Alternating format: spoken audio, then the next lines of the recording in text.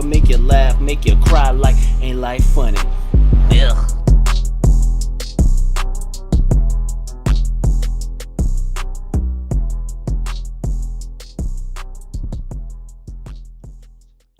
All right, everybody, what's up? Welcome back. This is Matt. It's Ain't Life Funny podcast. I think this is episode 9, if I'm not mistaken. Aaron, what's up? What's going on, Matt? Aaron's trying on he had a bootleg shipment of Chinese clothing come in. He's trying to fly over there in his bootleg Jordans and shit, so. I stay fly, bro. All my shit authentic, man. So what's been up with you, man? What's going on? How's Man, I don't know, man. I feel like everybody's in the whole nation's just been on kind of like a holding period because all this crazy shit then went down. So now it's like, man, what do we even do at this point? You know what I'm saying? Like, what's right, what's wrong? Everybody trying to call stuff out that has been racist or wasn't racist or I don't know, man. I just feel like, it's just kind of been a weird week. But I just been trying to chill, relax, do my thing. So, we had like a nice little serious episode last week. So I thought we'd just lighten it up a little bit, maybe just, give the listeners a little break from all the insanity. So you're just going to move on from what's happening I'm in not the country, going to move Matt? on, but I do want to address some... Just want to sweep it back under the rug, man? Well, you want to have another 3-hour episode about that shit? Man, it's too, like, that's the thing, man. It's just too much to talk about, bro. Like, I did watch a pretty good documentary the other day kind of about that exact topic that came out in 2018 is when they shot it, and it's called The Uncomfortable Truth. It was on like Amazon Prime, but it's basically about like this white guy that figures out his family was hella racist back in the day and all this shit, and he's trying to like explain to other white people how like the effects of slavery still existed, and like how they were trying to kill people even after slavery, just a bunch of crazy shit, how like America's never been equal for everybody and stuff. But it just was cool to see that like that had already been made, and then all this stuff was going on. So I was just like, man, it's just crazy how like even with the Colin Kaepernick shit, you know what I'm saying? It's like the past is constantly yearning for, like the better route for the future, but it's like, do we take it or not? You know what I mean? Like, it's like people be knowing the right shit to do, but then it's like, do they do the right shit? It's also crazy to see what happens when those people do the right thing. And then like in that time period, it's just like, well, that wasn't the time to address this for those people. So, like Colin Kaepernick, he ain't playing. He got blackballed from the NFL, but now it's like that. Now even the NFL was like, "Oh, we're sorry about that," but that don't help him.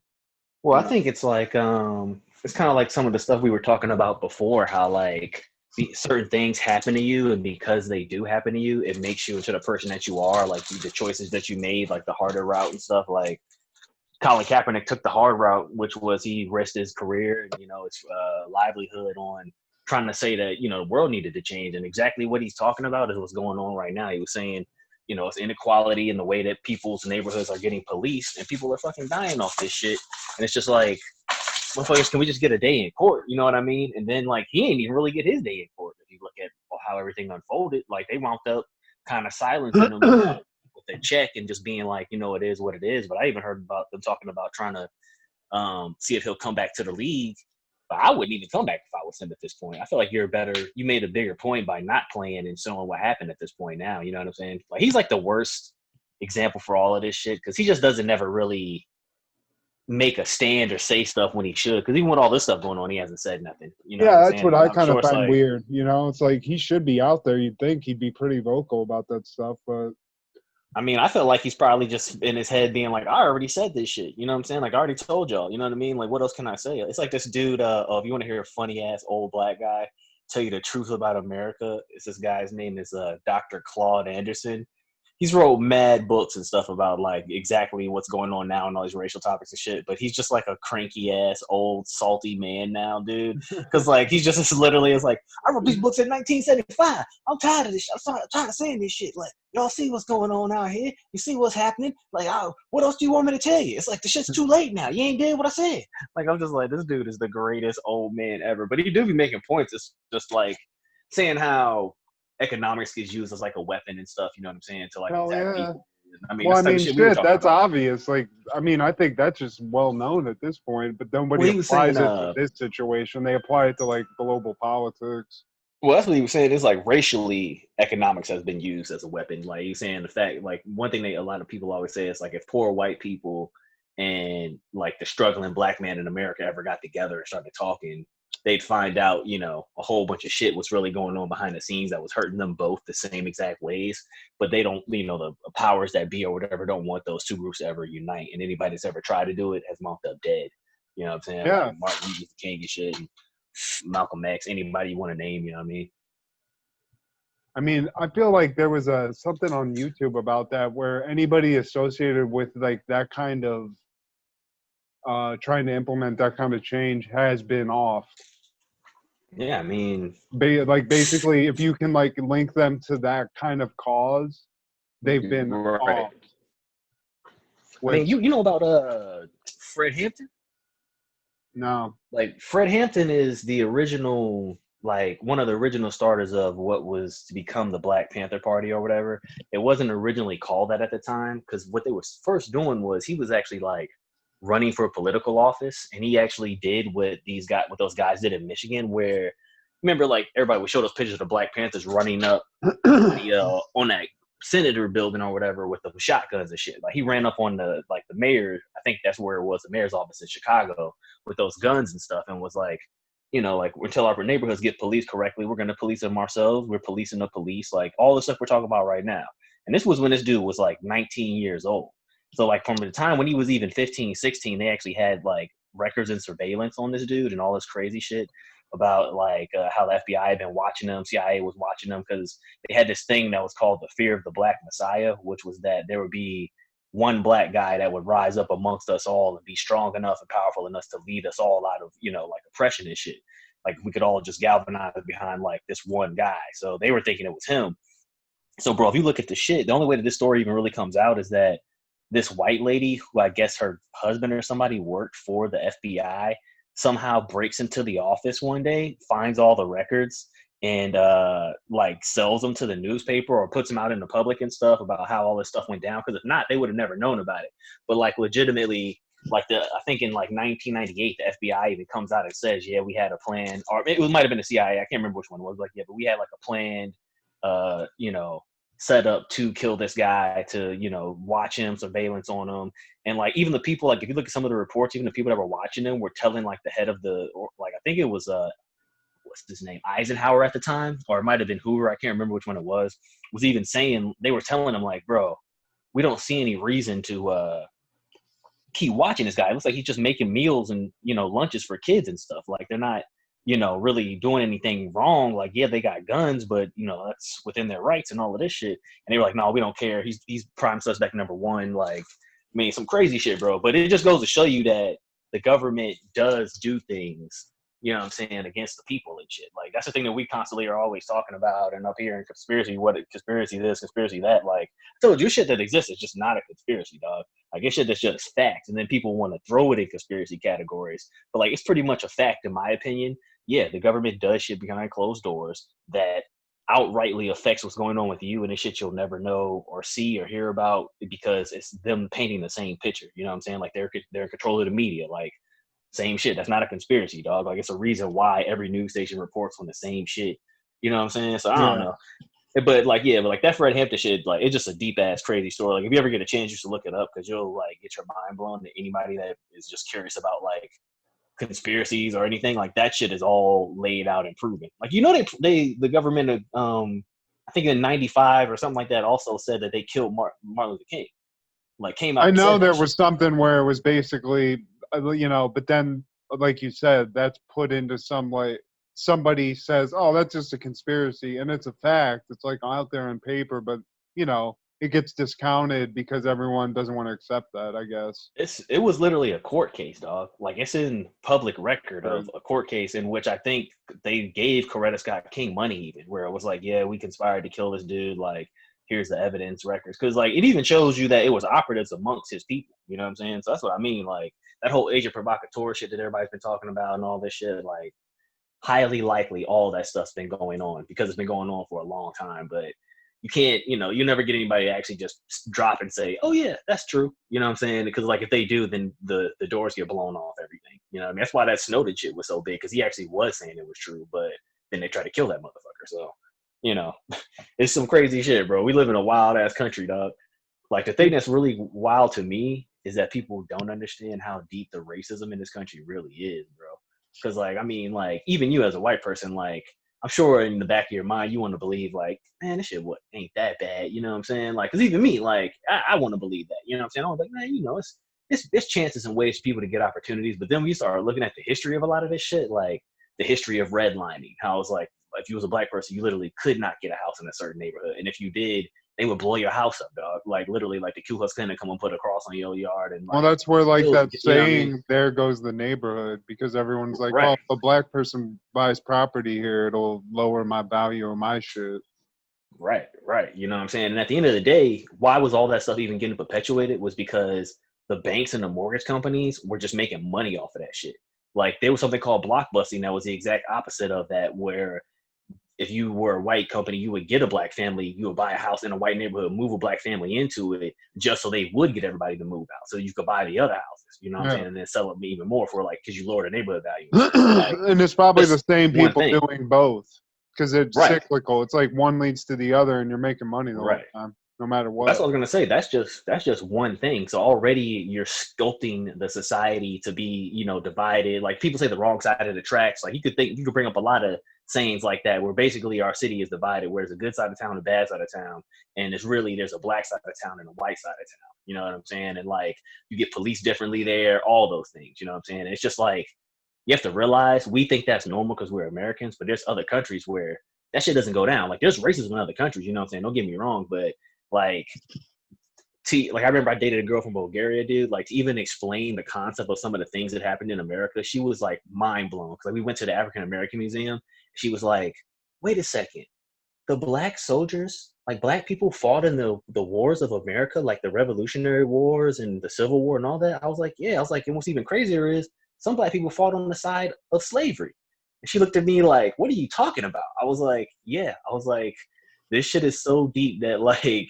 It's literally ingrained in the exact fibers of our history. That's why I don't think that too much will ever change about it, because to really open the door on that shit, you got to pull the scabs off of too many wounds, you know what I'm saying? Where it's just like, bruh, y'all don't want to talk about this shit for real, bro. And that's really where I think everybody's stuck at right now, because everybody's seen all these protests and shit, and we want to, like, do something about it. But to even begin talking about it, like, to me, it's like, if you're not starting from some type of, like, compensation in some type of way financially, I don't really want to talk about that shit. I hate bringing the idea of reparations, but maybe like as a Native American, I know they get discounts on colleges and shit. That needs to happen for every black person. You know what I'm saying? Like, why aren't we trying to do that? At the minimum, that should be done for sure. You know what I mean? The very bare minimum. Yeah. And they try to make it seem like they've done that in some ways with, like, but then you find out like colleges tweak that and they'll kind of bastardize those rules to make whatever quotas they want to happen anyway, Like, I think Harvard got busted. It's not for black people, but they were turning away Asian people at a certain point because they're like, there's too many of you motherfuckers here. We don't want you anymore. Like, so they had to like lie to them and say they weren't qualified or whatever when they should have gotten in or whatever. So I mean, the whole college system is a joke. We can get into that if you want to. Yeah, I was lucky enough to have dropped out. Because I realized early on that these student loans are basically small business loans, and the business is you, and you're maybe not such a great business. Look, if they call them small business loans, no 18-year-old kid would ever get the loan because it's a bad idea for a business. If you had to go to the bank, to the small business desk and ask me, like, yeah, I'm going to need $150,000, they'd be like, all right, what's your business idea? All right, here's the idea. For the next 4 years, I'm gonna get blackout drunk. But also, I'm gonna get a degree in sociology. I mean, I'm happy to get into that because you and I are prime examples of, like, we came up in a generation where I think it was sort of the transition between what our parents had, where there was a clear-cut path for success, and there were, certain processes like mentorships and internships where it actually led to something, and it wasn't just a company finding a resource for free labor and free like menial tasks instead of like paying somebody to do it. So I mean, you and I both went to a regular college. I hated it. I sucked, and basically I just came to a point where for like going to a regular state school, like I was never good at school anyway, but like in college I just didn't know what I wanted to do, so there was no reason for me to just be there. And so That was yeah. kind of my problem, man. Like, I knew from day one, and I told my parents, I was like, I need to wait before I go to school, and they were just not having it. It's like, my mom's a teacher and shit, and just like, I think she thought if I stopped from going to school, I would never go back. But I really, in my head, knew that I wasn't ready to make that decision. You know what I'm saying? Because like, I was thinking about even going to the military for a while, just because like it would have been more just an easier path just to get money and stuff, and then like figure out what you want to do down the road. You know what I'm saying? Just to have like the easier life. But the fact that then like you go to school and then you try to get the job or whatever, like that already is a losing system. You know what I'm saying? Like basically, what you're trying to do is you're getting yourself indebted to then get the promise of future employment, not even any guaranteed money. Like it'd be different if like you went to school and you got classes, like you got like categorized right into a job when you got out, where it was like, oh, you're an engineer. Engineers in our country make $90,000 when they get out of school. Here's where you're gonna go work. You know what I'm saying? Whatever, whatever. If there was like a program that just guide you along the way, and that's kind of why the military isn't like positive for a lot of people, because that's kind of what it does do. It's like hold your hand to like kind of like financial guidance. But in terms of like school, bro, like even if you're like a teacher or education, it could be a doctor, a lawyer. Like I know doctors out that are indebted right now because it's like at the end of the day, like the way that you make money as a doctor coming out of school is you got to get hired onto a hospital or some type of clinical agency or whatever where they move you around, like anything, you know what I'm saying? But like at the end of the day, you're going to a job interview just like any other place. Like if you're going to get a job at McDonald's, interview is just the same as you were going to be a doctor. You know what I mean? Like there's no difference, bro. It's just that like even doctors, bro, like if they get outside of their category, they don't really even know that shit because the information is constantly changing so much. You know what I mean? So it's like, oh yeah, I'm a proctologist. I'll tell you about something with your butt, but I don't ask me about your elbows and your feet and shit. Like I don't do that. You know what I mean? And that's how that shit is, bro. So like even that, you know what I'm saying? It just shows you like it's kind of a losing system because at no point are you ever just gonna be like, I know what to do when I get money to then make it grow into more money. Because that's what America's based off of, dog. And no class teaches you that shit unless you go into finances, money, economics, shit like that. You know what I'm saying? Like if you're not on that path, any other thing at the end of the day, you're still trying to run a business, dog. Like if you're a lawyer, but you're also running your law office. You know what I'm saying? You have employees, you have secretary, all of that shit. You know what I'm saying? A fucking paralegal. Like if you're a doctor, same thing. You have to run a doctor's office too. Like I don't know if they teach you that shit. Like maybe they do. I've never been to medical school, so I don't know. But I'm assuming at some point it's coming down to that, or you're hiring someone to do it. So if you don't know it yourself, but it's like these are things that you should know from day one. The second somebody gives you $1, you need to know what to do with that shit. You know what I'm saying? Like, and you're never taught that shit. Like, were you ever taught about money in school, bro? You know what I'm saying? Like taxes and shit and all that. No, I mean they never even taught us how to fill out the forms, right? Like we just got out of school and you were expected to figure that shit out. But I mean, what you were saying about a clear-cut path to money, there used to be that. Because like when my dad or mom like got out of school, like my dad went into the Navy and then he got out, and because he worked on computers, which at the time were like some of the first ones, he was placed into a job based off of that and then built a career around that. But he never wanted, he grew up on a farm. That just is something that he fell into. But because there were, I guess, like businesses and that kind of all those accessory jobs that go with businesses like IT and shit like that. Those were like burgeoning industries themselves. So now for people, I mean, I'm in my late 30s. I'll be 37 in next month, which is fucking crazy. But like people like that or people coming out of college, there ain't that, because all those old people still, because they're broke, have to keep working and they don't want to give up their jobs, but they do have to at some point. But like you said, you're not like I didn't have any knowledge of how to fucking use money or save money or what to do with my money other than spend it. That's Right. all I've ever knew how to do until I got honestly until I met my wife, because she's the one that's like great as a budgeting person. But I Well, never that's got what I that mean. knowledge. Like, They don't help. They don't set you up for success. And like now, when you get out of like a college or whatever you're doing, you're in debt already. You haven't even made Right. any money. You're in debt. And all those jobs where maybe like in the past you could have gotten an internship and gotten that job. Well, there's no openings, so they'll give you an internship, but they'll just fuck around with you for like 3 months, and then it's like, hey, thanks for your time. You got some college credits. Like, I just fucking graduated, bitch. I don't want a college credit. I don't Right. like, You know I what I'm want to saying? get paid. I want a job, but that doesn't exist. So you're just in debt. And like you and I moved out to LA after like being in debt in school. So instead of focusing on what you want to do or like maybe achieving some goal in your actual dream career, you're forced to just make money so you don't have to go into like some kind of debtor's credit prison where you can't really even exist in society because of student loan debt and shit. Hey you, yeah you, what are you doing right now? You sitting on the couch watching daytime TV, doing nothing with your life. Well, we here at DEBT College are here to tell you, it's time you turn nothing into something. By deciding to join us here at DEBT College, we'll give you the skills to get yourself into a new career.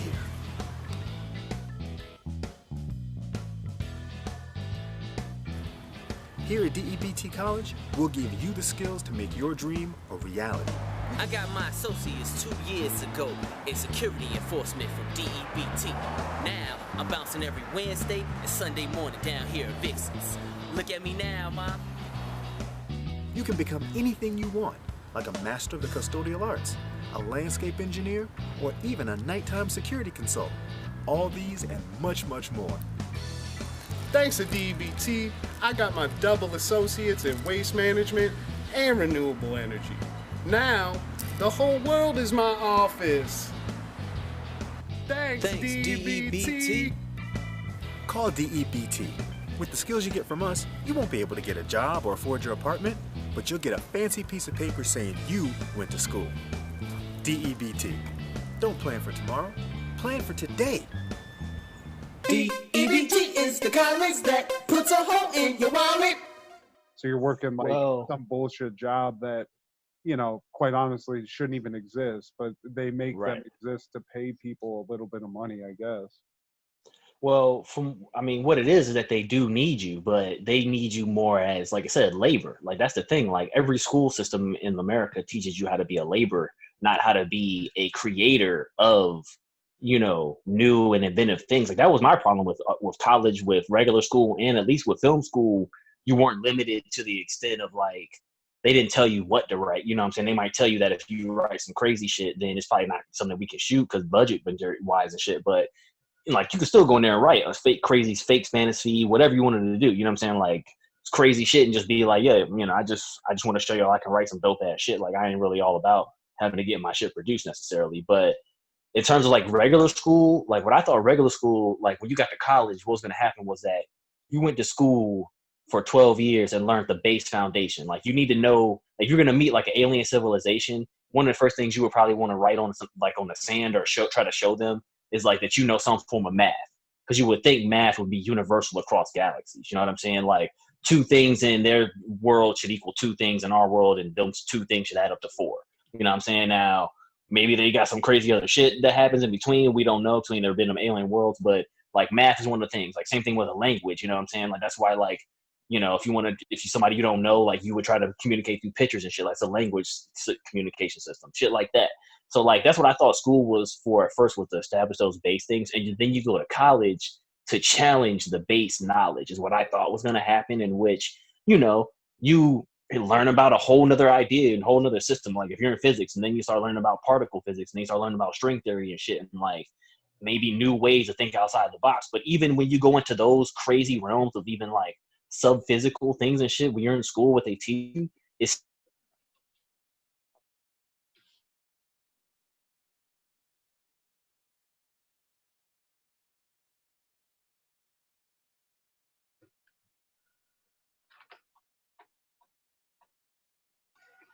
Keep going. Sorry about that. that's all good.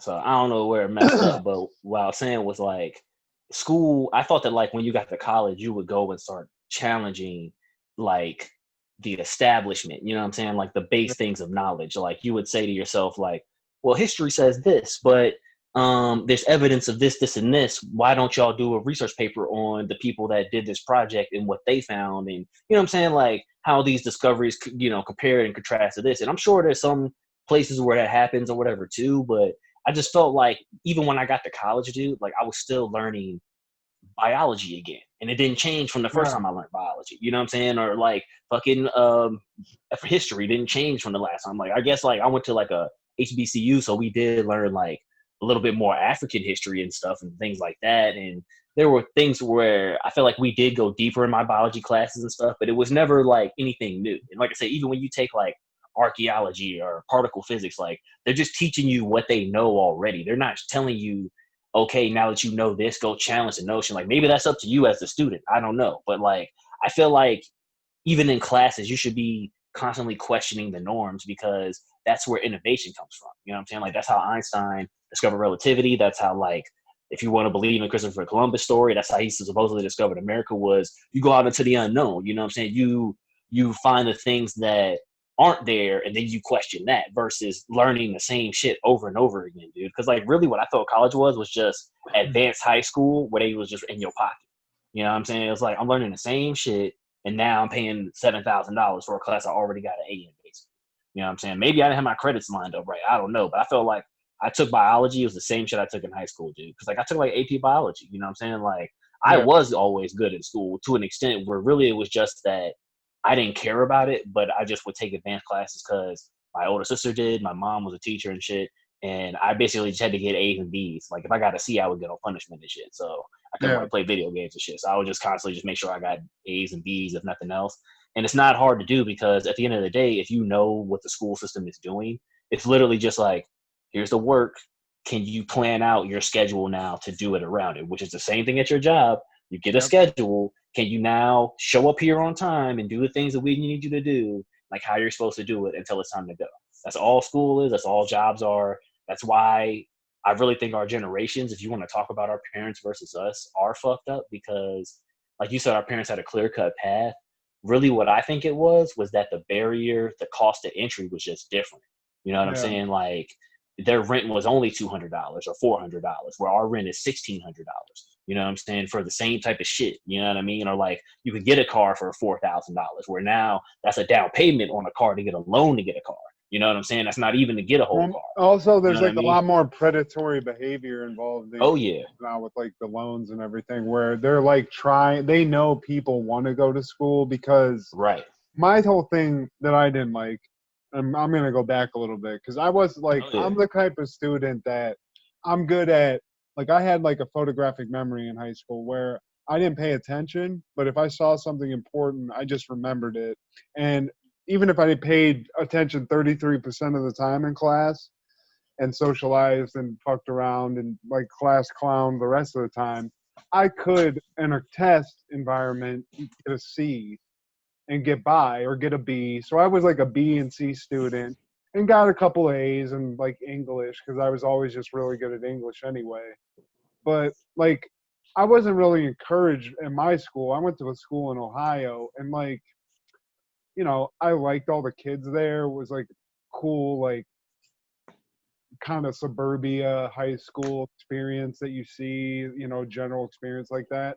But like the teachers didn't really when I look back, didn't encourage learning. Like, they just handed you work and wanted you to get it done. There was no, well, this is how to kind of go about this. Or this is why you should be interested in this. It was always just, here's facts to memorize, here's the test, get over it, like get it in. And I just never liked that. So Right. I would class clown, I would get by. And then when I got to like the end of high school, I remember going to I guess a guidance counselor, Mm-hmm. whatever you want to call that, because I didn't know what I wanted to do. Admittedly, I just was like, I guess I got to go to college because all my friends are, and I don't want to be like look like some kind of fucking turd that can't go to college after high school. So I told the guy straight up, like, he's like, "What do you want to do?" And I like, honestly, the only thing I could think, I was like, I kind of like stand up comedy, you know, just thinking off the top of my head. He's like, "No."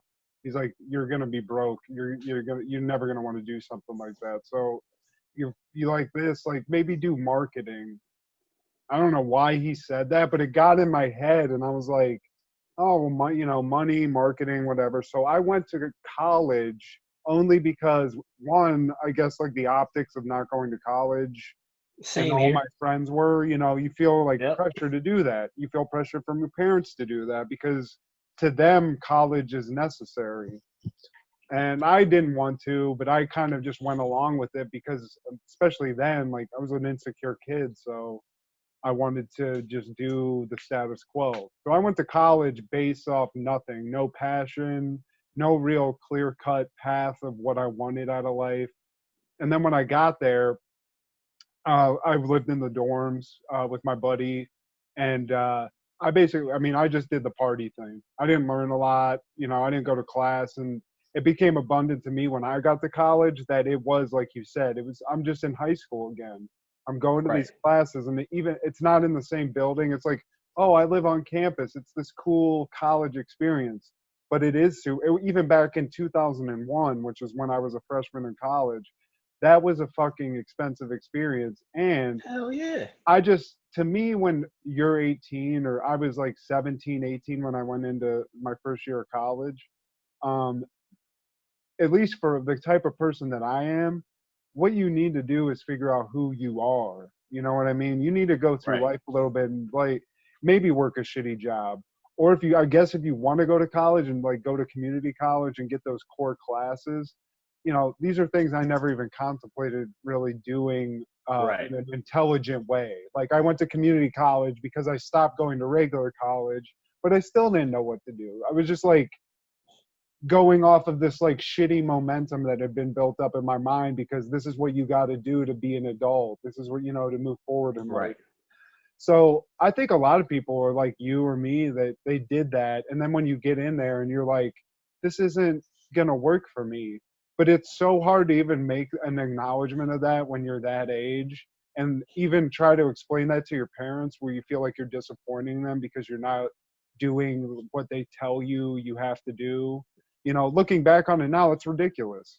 Like I Right. could have done what I'm doing now without saddling Right. myself with all that debt, and my parents would love me. They'd be, happy for me, and it Right. would never matter that I did or did not go to college and succeed at that. So my whole thing is that's the difference to me in our generation. People like us, our parents' age or a little bit older, whatever, they saw the success and the system that was taught to them worked. It still was able to like give them success through that. So Right. you followed what your parents told you. You got that job. You didn't have all this debt. You were able to pay it off quickly and accumulate a little bit of wealth, get a house, blah, blah, blah, blah, blah. But for us, that just never worked. And then especially for us Well, specifically, we picked some fucking careers that unfortunately don't really offer a lot of monetary success until you are a success. You know what I mean? well, I can answer two parts of that. The first part with what you're saying with our career choices, for sure, trying to be in the video entertainment industry. Part of it, I think, is that you have to be somewhat maniacally like obsessed about that shit to even succeed. You know what I mean? Like it has to be that like you're constantly shooting video and working on the craft and treating it like art and, holding it to a high standard where everything you're doing is constantly building on that skill so that you really don't even have time for nothing else. You know what I'm saying? Like, Yeah. that's like how you need to be if you want to really succeed in the industry the way we're kind of thinking about, you know what I mean? But like, you can also have like a job in the news field, you know what I'm saying? Like, you can be a cameraman at the news station and like make a decent living, bro. You know what I'm saying? And it really ain't, hard at all. You know what I'm saying? Like, it's definitely ways to succeed. It's just that me and you, I think, wanted to more so make our own original content, you know what I'm saying, and profit from it, you know what I'm saying, and to where we weren't getting jacked by We wanted to the be our own system and shit. bosses. That's like Right, our through line of exactly. our whole life, like adult relationship. is Right. Trying to figure that out, Right. And I mean, honestly, at the end of the day, we have the right mindset to do that shit. It's just, you have to understand that even to be your own boss, you have to be maniacal once again. You have to constantly be thinking on that shit. Like, and that's where the second part, what I was going to say, response to what you're saying, is like, where the education system kind of fucks us and messes everybody up is that when our parents' case, uh, it's things that are going on above even us. And like, I'm not even saying like the dark hand of like strings being pulled. It's actually just like the actual system that was in place had caps and limitations set on it, right? You know what I'm saying? So for example, like my dad was a satellite engineer. I think he worked at a station with 5 other people for like 20, 30 years. So that's 5 jobs though. You see what I'm saying? Like, that's just in that one case. Like, then my mom's a teacher. So let's say she teaches at a school with 40 other teachers. That's only 40 jobs. See what I'm saying? So now what got fucked up was our economy because of the flaws built into that and the way shit's designed. Once it hit a certain cap of people, and they even knew this, like when baby boomers came about, they were like, this is more people than has ever existed on the planet. You know what I'm saying? Like, can the system of, capitalism withstand this many people? And like I've already said, like, if you really look at the all the parts of our capitalist system, it doesn't work because it only works with communism anyways, because we're in partnership with China. You know what I'm saying? Like, otherwise this capitalist system would have already fallen apart a long ass time ago. So at some point it really was fucked up. But the reason why it's fucked up for us is that because they can't retire, they still got to work. The jobs that we were supposed to go into don't exist anyways. You know what I'm saying? So like, even if I were to be a cameraman and like, you know what I'm saying, like, those guys are still making movies, dog. You know what I'm saying? Like, the guy that was a cameraman in that movie is still that guy, you know what I mean, for 40 years. And it's just like, and he don't plan on going nowhere. And he's making a great living. But it's like, basically we're trying to get an NBA type of shit. You know what I'm saying? Like, that's kind of the type of shot that we were taking. And a lot of jobs are like that, dude. Because like I said, even still, like, I know people that are doctors and went all the way to medical school and still dealing with the same issue of, I just work hard as fuck all the time and I don't really get ahead. Because what it is that it's not even how hard you work, it's how you save your money and then make your money work for you. And then also how you can control business. And that's what I was saying with education is like, it really what should have happened is when me and you were in school and our parents were running the world and all that shit, like, what should have happened was that they changed the education system so that we learned this system of economy. You know what I'm saying? Like, we don't even understand the importance of this shit the way that it really is, dude. Like, if you can buy something for a penny and sell it for 10, you know what I'm saying, and constantly keep working on that, like, that's how you get rich, really. You know what I'm saying? But the way that the common American is trained is that you got to hit it big. You know what I'm saying? Like, you're supposed to hit the jackpot. You're supposed to come with the one idea, the big thing, you know what I'm saying, to do whatever it is to change how it is, all it like that. You know what I'm saying? Like, that's really what the American dream is that people think there's some button you can press that makes all that shit happen. But really, anybody that's ever really gotten there has gotten through there through struggle and failure, hard times, you know what I'm saying? Like, but just constantly still pushing through. You know what I mean? It's like, even on like Shark something Tank, they don't even teach you that. You don't get taught that failure it's not the end all be all. That you don't get that education that, dude, you're gonna, and this also is part of it. I think that's something that I've struggled with, especially out here trying to break into this industry, is that you can get to a certain level, but you will need somebody who's achieved more than you to kind of usher in a little bit more of a maybe knowledge of what's going on or what to expect or how to break through to that next echelon of whatever you're trying to do. And I just feel like there's some sort of barrier, and we've talked about this with Sean a lot, where it's like, let's take getting money to make a movie. You can have everything lined up, and there's a process of doing something, and it's like no one wants to tell you what that is. Like there's always something that somebody you don't know, and that you know there's a way to figure it out, but nobody wants to tell you what it is. So it's like there's almost like these people that don't want to share. There's the mentorship aspect of society is kind of gone. You know what I mean? It's like Hell yeah. it's they don't want to give it up because they feel like they're gonna lose their position in by giving you that knowledge, that somehow that's going to affect them and their ability, I guess, to continue working. Or I mean, I think it might be twofold, because I feel like a lot of people don't even, feel like they know everything anyways. They ain't even in a place where they can even get mentored. You know what I'm saying? So maybe that's part of it too. But I think like what I was saying with like our education system too is like one thing we should learn is the way that the system of the money works, and the next thing we should learn is how to learn. Like there's a art to learning. You know what I'm saying? Because really, it's not the subject as much as how you learn the subject. Like me, I'm kind of like you in the same way that like, we just are actually really smart people, dude. Like a lot of people aren't like that, where they can be paying attention to multiple things, learn some shit over here, and then be, popping shit over there, making jokes, like you said, and then still go right back to, picking up all the information. Because really what me is, if I write something down, I kind of can remember what I wrote down, even if it's in my ugly ass chicken scratch. If I look at it again, it's almost like seeing a picture. Like I can just be like, oh, that's when I wrote about this, and that means this. Like, okay, you know what I'm saying? Like that's kind of was always my trick. But everybody has different ways of learning shit. You know what I'm saying? Even like, for example, how do you even learn a new subject? Like once you get out of school, dude, like, because really you learn the same 5 subjects over and over again. You know what I'm saying? Like history, math, science. What else is it? Fucking social. It's not even learning. They repeat shit. So you're just basically inventing shit by repetition, instead of somebody being like, well, when you look at this, instead of just reading the words and memorizing it, kind of think about this guy in history and like what maybe they were going through at that time. Like I never had any but one of my teachers in school give me any sort of knowledge about how to learn. You know what I mean? Right. And those are the things that you really need to know, though, dude. Because like once you get out of school, like there's gonna become subjects that you didn't learn. You know what I'm saying? Like for example, math. Like you don't necessarily need science to know how to plant a garden. You know what I'm saying? But in the long run, you do need science because there's levels and all that shit. You know what I mean? But it's not gonna be like the same exact type of thing that you learned in school. You know what I mean? Now, granted, one of the top things you probably need to learn is how to read, like you said, and just absorb information and shit. But like, there's other things out there, like I said, that you don't get taught at school, like taxes and shit. You know what I mean? Like, you don't need to know all that math. You need to know how is it that you make these numbers work in your favor. You know what I'm saying? Like, yeah, calculus and sine angles and all that shit is cool, but at the end of the day, like, I need to know how to stop paying as much tax money so I can get more money to keep doing the things I need to do to stop struggling. You know what I'm saying? Like, that's the shit. Well, that'll never be put into a school like curriculum, because honestly, I mean, if you really want to go conspiracy, just real quick, the government controls education in some way and what we learn so that we are better people for them.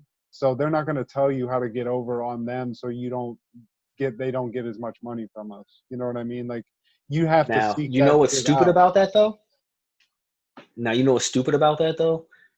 Our whole entire existence as a country, but our whole entire existence as a country depends on the fact that we treat businesses as real entities. You know what I'm saying? So like, Walmart ain't just Walmart. Walmart is considered like a person. You know what I'm saying? So like, at the end of the day, you can't even sue the owner of Walmart. You can only sue Walmart. And then if, you win the case and take all their money, Walmart just closes the doors, goes bankrupt, and then that guy still is him. You know what I'm saying? And like, the thing that people don't understand is that like, if the country really did teach us all this type of shit, then you would be a company. You know what I'm saying? So what would go on is that it wouldn't just be you. You would be you, plus you'd have other employees working for you and stuff, and you would be generating wealth and more growth for the whole country. You know what I'm saying? Because like once you get to a certain point with making money, even if you're just a rich miser, you still got a maid or something. You know what I'm saying? Like you're creating a flow of wealth throughout the economy, which is how the shit really works. So if we were smart, they would teach us that so that we could all link up and make companies and make our country stronger, because that's the one thing that we have as an advantage, dude. Because like we don't put barriers up. Like in Dubai, dude, like to even get a job, you have to pay somebody to get a job. Like they have this thing where it's like if you're like a foreigner or whatever, like I think it's called like a a worker's fucking, I forgot, dowdy or something. Like, I forgot exactly what it was and how they called it, but Dowry? essentially dowry. It's called something like that, like a worker's dowry or something. I forgot exactly how they made it seem, but essentially, in order to get a job, you pretty much got to bribe somebody, and then they get you like this type of like work visa that the country makes it. But essentially, every time you get paid, like they're taxing your check even more from them. So like you might have to break them off 5,000 throughout the year. You only made 10, and then like what's supposed to happen is they're taking that money and like giving it for more like government growth and stuff, but really they're just pocketing that shit. And like they'll do it to not just one guy, but like 7, 8. So it's like they getting like five God. G's from Can you everybody over the imagine how course of. much money they're making? Because that place is just filled with money. It's like a It's big funny ass because fucking bank. the guy that I was watching this on, it's a show on Amazon Prime. I think it's called How the Global Economy Works, but it's with the dude from Harold and Kumar, the Indian dude. Oh yeah. That guy is So like a legit like economist, isn't he? he knows like He- Obama and a bunch of shit. I So was I don't gonna know, say but he was yeah, on the like he's cabinet talking. with somebody. Yeah, he talks about how money gets laundered and all that stuff, and like he goes and that's how I learned about that Dubai shit. And he asked the dude, and he's like, "So can someone just make a lot of money just doing these dowries and shit?" And the dude says, "Oh yeah, you can make a lot of money." Like he almost like his face almost explodes when that guy asked him. I'm like, "Are you fucking serious?" He's like, "Dog, I probably cleared like 200 G's last year doing this shit." And then Exactly. like he gets when he talks about the money laundering, dude, like that's really why I say a lot of shit goes on like behind closed doors, and I think a lot of conspiracy theories are mostly attached to that. Because you have to understand is that like there's not just one underground. You know what I'm saying? Like an underground happens like me and you get together and we say, look, I'm gonna run drugs, all alleged YouTube, so we're not getting in trouble for this. We don't actually do this, but I'd say I run drugs from Nashville to California or whatever, I'm saying, back and forth, and we're doing this, like we're an underground organization, just me and you. Now let's say that we get a dude in Phoenix that links up and he shortens the trip up, what I'm saying, along the way. So now we're underground organizations, but that's us. So now let's say somebody finds out about us because they got a joint that goes from Atlanta to Phoenix to Cali, right? So now they want to stop the Nashville line. So in order to do that, they start a war with us. You know what I mean? I think that's what a lot of this underground shit is really that's going on. Because like the CIA has put operations out against the FBI and vice versa. You know what I'm saying? Because like the CIA will be doing some shit, and the FBI find out about it and be like, this shit seems illegal, and they'll investigate each other. You know what I'm saying? Like that shit happens all the fucking time. You know what I mean? But it's just that because what it is that they don't understand that they're linked. Because like what is FBI guy is talking to a CIA informant, and he realizes he's doing something illegal, but that guy isn't really in the government. He's like, that's like Osama bin Laden's connection. Like, like they said, Osama bin Laden used to work for the government and shit. He was an informant for the CIA, but he wasn't actually like hired by the CIA. Like he don't get a check from them. You know what I'm saying? Like he just get a bag full of money at the end of the day. You know what I mean? Like that type of shit goes on. So like the fact that type of shit's going on, like think to yourself, a money laundering family is in Greece. So they're doing this, but there's a competing one underground doing it in like Britain or Germany, you know what I'm saying? And like to stop that, they'll send the police on each other and, do different things, hire people that used to work for there so they can get more information about the other organizations and shit. You know what I mean? Like, and it's so much money and so much shit going on. Like people don't understand how much bread it really is. That's why like to bribe a politician is nothing, dog. You know what I'm saying? It's like you can name a number. Like they want a beach house. It just is. It's like lobbying. Right, So exactly. It's just installed into what we know, and it's legal now. So it's like, I'm not taking a bribe. They just paid me $1 million to come speak at this dinner because I'm me. But we need to pull it back because we were talking about education, and you were talking about learning how money works and being that installed into education as something to make people succeed now. But they don't do that. Right, so right, to right. pull back, I think something else that they need to teach you is that they need to somehow, or this just needs to be preached by teachers in general, is that you can't be afraid to fail at to try and fail at something. And I always was afraid to do that in school, again, because you don't want to get made fun of for not knowing something. If you're asked to read in class or asked to do a math problem in class, you don't know how to do it. A kid feels shitty about it, and he'll be less apt to try in the future at something that maybe he doesn't know a lot about. So maybe I got into that, and I never really learned that process of, instead of viewing failure as just just like, I need to just forget this because this feels shitty. Like, fuck this. I'm not gonna try that again. I, especially in the job I have now, I never worked in sales, so I got this job after I got better from cancer, and I just took it because I needed a job, and I work, I have office experience, but I've never had to work in a sales job as a salesman, you know. So I took it knowing full well that I didn't know what I was doing. Other than that, I just can operate in an office and be adaptable. And I've made myself do shit just so I can try it and fail. I've made many mistakes and fucked up, but it's never bad. You always think it's going to be like, oh, they're going to fire me if I fuck this up. But even if you do, it never happens. Like, you're just learning, So now I've made like $1 million in sales, and this year with the pandemic going on, and I never fucking knew how to sell anything, but because I was able to challenge myself and not be worried about failing or just how somebody would view me as a person if I didn't succeed at this one little task. I've started doing that where, dude, when I got out of school, I wouldn't try anything new. I was afraid to try things for a while just because I guess like I was embarrassed. You don't want to be embarrassed by like failing, and you feel like I mean, and that's not taught to you in school. It's just like, you better know this shit, and if you don't, in the school I went to, it was just basically, it was like, if they could tell you didn't, you weren't doing the work, they would single you out. They would make sure that they tried to ask you a question that you probably didn't know the answer to because of that. And then it puts you on blast in front of the class. And I mean, whether or not somebody laughs at that kid or not, like, that kid feels shitty about being singled out in that way. So it kind of just well, I think nobody wants to feel like they're not keeping up too. You know what I mean? Yeah. Because like that shit is sad just in itself too. You know what I'm saying? Like, bro, I fucking remember in 6th grade, dude. Like we had like the advanced class, and then we had like the regular course class, and the regular course class was just so bad at math, dog. Like, it was just terrible. So I guess they figured the teachers didn't even have enough time to work with these kids, so we could try to help them like as part of this like part of class where we would all be in homeroom together anyway. So they were just like, y'all tutor them in some of the math. And bro, the dude they matched me up with, this was in 6th grade.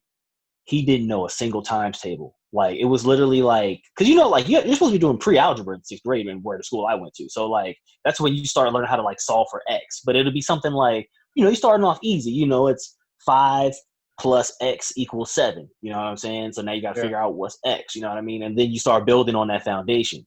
So we're doing shit like that. So like I think it came to one where it was like, so the way you're supposed to know this one is you got to kind of know what 2 times 3 is. This dude was writing lines on a paper to know what 2 times 3 was, bro. And it was just like, I let it slide. I ain't say nothing because I didn't want to, be mean or nothing. I was like, man, what the fuck? Like, you don't know 2 times 3? Because he was using his calculator for a lot of stuff. And I was like, man, you got to keep using this calculator, bro. Like, this is shit that you got to be able to do because, like, you need a calculator for this other part down the road. Like, it's harder. You know what I'm saying? So, like, I write, like, he got to one where it was something like 6 times 7 or something where he had to figure that out. And he started writing the lines. And I put my hand on his paper. I was like, hey, bro, this shit not gonna work, dog. I was like, this is never gonna work like this. Like, you'll never have enough time to finish any test. I was like, it's good that you know that you need to do this, but you have to solve this quick so that you can know the answer. You know what I'm saying? So I wrote down all the times tables and gave it to him. I was like, you got to learn these, bro. I was like, if you don't, you ain't gonna never pass. You know what I'm saying? I could just see the look in his eyes of just looking like, damn, son, like, why am I like this? You know what I mean? Like, because even he ain't have an answer. But what it is that you said you were like a CB student, right? Most teachers that I realized in America, they cater to that crowd. So from A's to C's, they're helping these kids. You know what I'm saying? They're trying, you know what I mean? As a teacher, I feel like you're doing your best to try to make sure that those kids at least know some shit. You know what I mean? A part of it, I think, is because you're getting graded as a teacher. You know what I mean? Because there's that whole standardized testing shit to keep your jobs and all of that, and pay rates and school funding and all that shit. So I'm sure there's a lot of pressure on these teachers. So when you got those D and F students, you really are trying to make sure that if nothing else, they're getting just basic, like, how to behave lessons more so in your class so that they're not disrupting the other students. And if they get the information along the way, thank God. You know what I'm saying? But like at the end of the day, you know you can pass getting D's. You know what I'm saying? Like you can get D's and Yeah. like Oh, I a got C. D's. I got D's Yeah, and shit for sure. That I right. And you couldn't like. You can't still, bullshit yeah. your way out of geometry, bro. It just isn't Well, yeah, possible. but you didn't get held back though. You still passed 8th grade, 9th grade, whatever. Oh You know yeah. what I'm saying? Even though you got D's. So like that D student was a D student in the 7th grade. He's a D student in 8th grade. He's a D student in 9th grade. Now he's about to graduate, and it's like this motherfucker don't know none of this shit. And now he's supposed to go out into the world. You know what I mean? And like I said, they're already not teaching the A student shit to survive. So now you got to realize it's the D student out there who couldn't even figure out the basic shit to even relate to those type of things. You know what I'm saying? Like that's with some really crazy shit too. You know what I mean? So like I think that a lot of the problems that we're having now, bro, in terms of like the racial issues too, like they pop up in the school systems and shit too. All that stuff goes on. Cause I remember when I got to a certain grade, I started getting treated different. You know what I'm saying? I started getting yelled at more by teachers and, you know what I'm saying, getting in trouble in terms of like some crazy shit. And I was a good kid, bro. It wasn't even like I was even doing nothing bad. You know what I'm saying? Like I can give you tons of examples of shit that teachers have done to me that was just like outright wrong when you really look at it. You know what I'm saying? And I think it was just because they thought like, you know, they got to show me a lesson now, I'm gonna be in prison type of shit. And it's like, no, like I know my dad, you know what I'm saying? Like I was brought up in a good family, I'll get my ass whooped if I do anything bad. Like I'm not the kid that you need to be doing this shit with, you know what I'm saying? But I just think that even that shit, you know what I'm saying? Like it's once again a lesson that's really being taught in school is that people are different, you get treated different, you know what I'm saying? Like shit like that versus those are things that I mean you need to learn in society. I mean that we live in, you know what I mean? Like you go to college, that shit is right there in your face. You see some kids got Benzes and shit, and you ain't even got a car when you show up to school. You know what I'm saying? Like people just live fucking different. You know what I'm saying? And like that's something that you learn in school along the way too, bro. But in terms of like how we even fix the school system, bro. Once again, it's the same thing with like society type shit. It's like you have to tear the whole thing down, dog. Like you got to realize, like from kindergarten, bro. You know what I'm saying? Like it's shit that's being done in schools that's just wasting time or like discouraging kids from being learning. You know what I'm saying? Like shit, you know, stuff like that. Like it's just a whole bunch of crazy shit. But at the end of the day, I don't really know what you're supposed to do. Like as a Well, I teacher. think it's like a combination of like you have to retool how schools work a little bit, but there is like a utility in teaching young people just at least like an assembly line process of if you're given a task, this is the steps to take to get it done. But that's a very small part of education. So I think Right. one, it's like having some sort of new way of maybe tooling that to different, you know, understand there's different types of personalities and stuff and all that. But also as a like, you know, I know this isn't always the option. There's different situations, but if you do have parents and they're there and they have the ability to, they need to kind of like work you through school a little bit more than just get your work done. Like, what is the work you need to get done? Like, my parents helped me with my homework, but it was always just, you know, if I needed help on a report or to get something done that required like an adult to kind of help me, like maybe like make a science project or some shit. But Right. in terms of them telling me like, hey man, like this isn't, you're making a huge deal of this, and I understand like for you this is this is like stressful, but this isn't that big of a deal and you don't have to like take this that seriously. Like sometimes like I feel like my parents dropped the ball in that regard where it was always like you get put into school and it's almost like this is your world, so a kid absorbs that and it's so stressful. But if some adult, like if your parent is just like, look man, like you need to take this seriously, but it's not that big of a deal, like don't worry about this that much, and like have some sort of like that connection where there's almost like somebody kind of giving you a perspective on school that's not just you in school dealing with. I mean, for every kid, school is a super stressful time in many ways. So like having somebody kind of explain to you, even if you're not ready to hear it, that this isn't like this report, this person that's bullying you, this teacher that you don't like. I get it, but like let's just get through this. Like let's you know, put some perspective Yeah. on it. You know, give the Well, I kid a little mean, bit, treat him like an adult a little bit. I mean, I can definitely see that. I mean, that's part of the thing too. I think that's where a lot of teachers will tell too is like a lot of these lessons that we're teaching in these classes should have been taught at home. You know what I'm Yeah. saying? Like, just, I think that's a big thing. But like, that's one of those other things too, where it's like, we want our government to solve societal issues. And the same thing, it's like you want school to solve a societal issue of like, you just ain't watching your kid. You know what I'm saying? Or like, you're not, raising a good person like you think you are type of shit. You know what I'm saying? Like, you can't really even say that to a parent because it'll fucking blow their mind or they'll be pissed off and shit. You know what I'm saying? Like, sometimes, yeah, I think it goes to 20, it's like 50-50, like part school, part parents, all of that. But I think part of the problem with the schools is that, they're underfunded, dude. You know what I'm saying? Like, Oh yeah, all for them sure. schools are, that's part with the police, dude. Like, they're underfunded as fuck, dog. Like, when at the end of the day, like, you're trying to do the job of like 5 people, you know what I'm saying, in one position, you know what I mean? And like, I don't know. I think it just is showing you that it's just the failings of what's going on in society, dude. Like we were saying before, I think all these systems are kind of showing that it's leaks and cracks in it, you know what I mean? And then people stand up and want it to be fixed, but it's like, you can't just fix the plumbing in a broken house, you know what I'm saying? Because if the roof's leaking, the pipe's gonna rust again anyways, you know what I'm saying? Like, shit like that. And it's just that, like, legitimately, it's just a fucking long ass process of a lot of things, and the rocks need to just get overturned, and people be like, man, what's going on under here, bro? Why is this like this? You know what I'm saying? Like, because all those things that we say are to where there's the problem, if you can recognize there's a problem, then there's recognizing that there could be a solution to that problem or some way to try to make it better. Or, and like we said too, even if you try and you fail, that's part of learning. You know what I'm saying? Like, try to see where there's an issue and then see if you can make a change.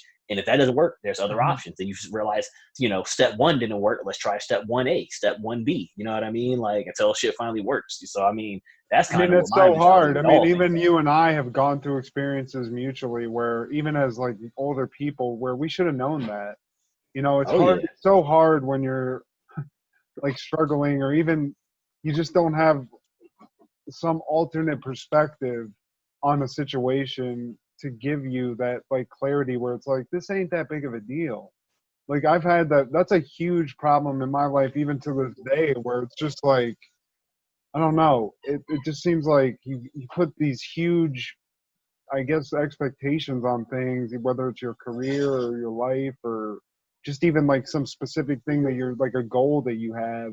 And even if you do fail at it, it's like, I could take any of the things we talked about, mad shit on this, just a few episodes of the show, of things that you and I have both gone through in life, where it's like, in that time I did fail on things, but when you get to the end of it, like weight loss, quitting smoking cigarettes, something that takes a little bit of effort, and you maybe even have a little bit of setbacks, but you get through it and you see the other end and you realize, like, oh, like the way I got through that situation, even though it's not really the same, helped me get through this situation too, because this, and this.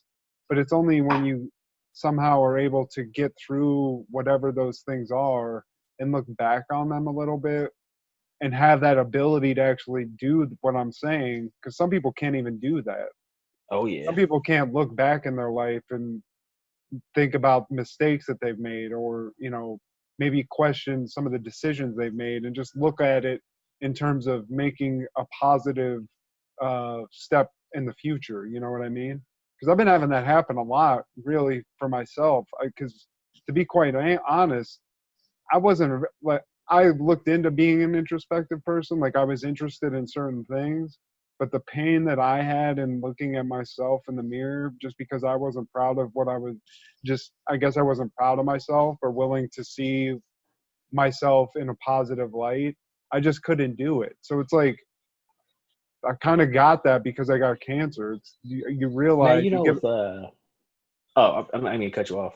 No, I was just going to say, like, I had a different perspective forced on me because I went through that thing. I mean, who knows, man? It's like crazy to think about myself even before that, and the kind of the mistakes and not being able to sort of examine myself and make positive Well, I was gonna say, changes. man, that's one of the crazy things about growth and stuff anyways, man. It's like you were saying, it's like you got to look back on stuff that hurts, you know what I'm saying? But that's how you do make the change, you know what I'm saying? Because, like, what I think a lot of people don't understand about this, bro, is like, you know, like the concept of yin and yang, right?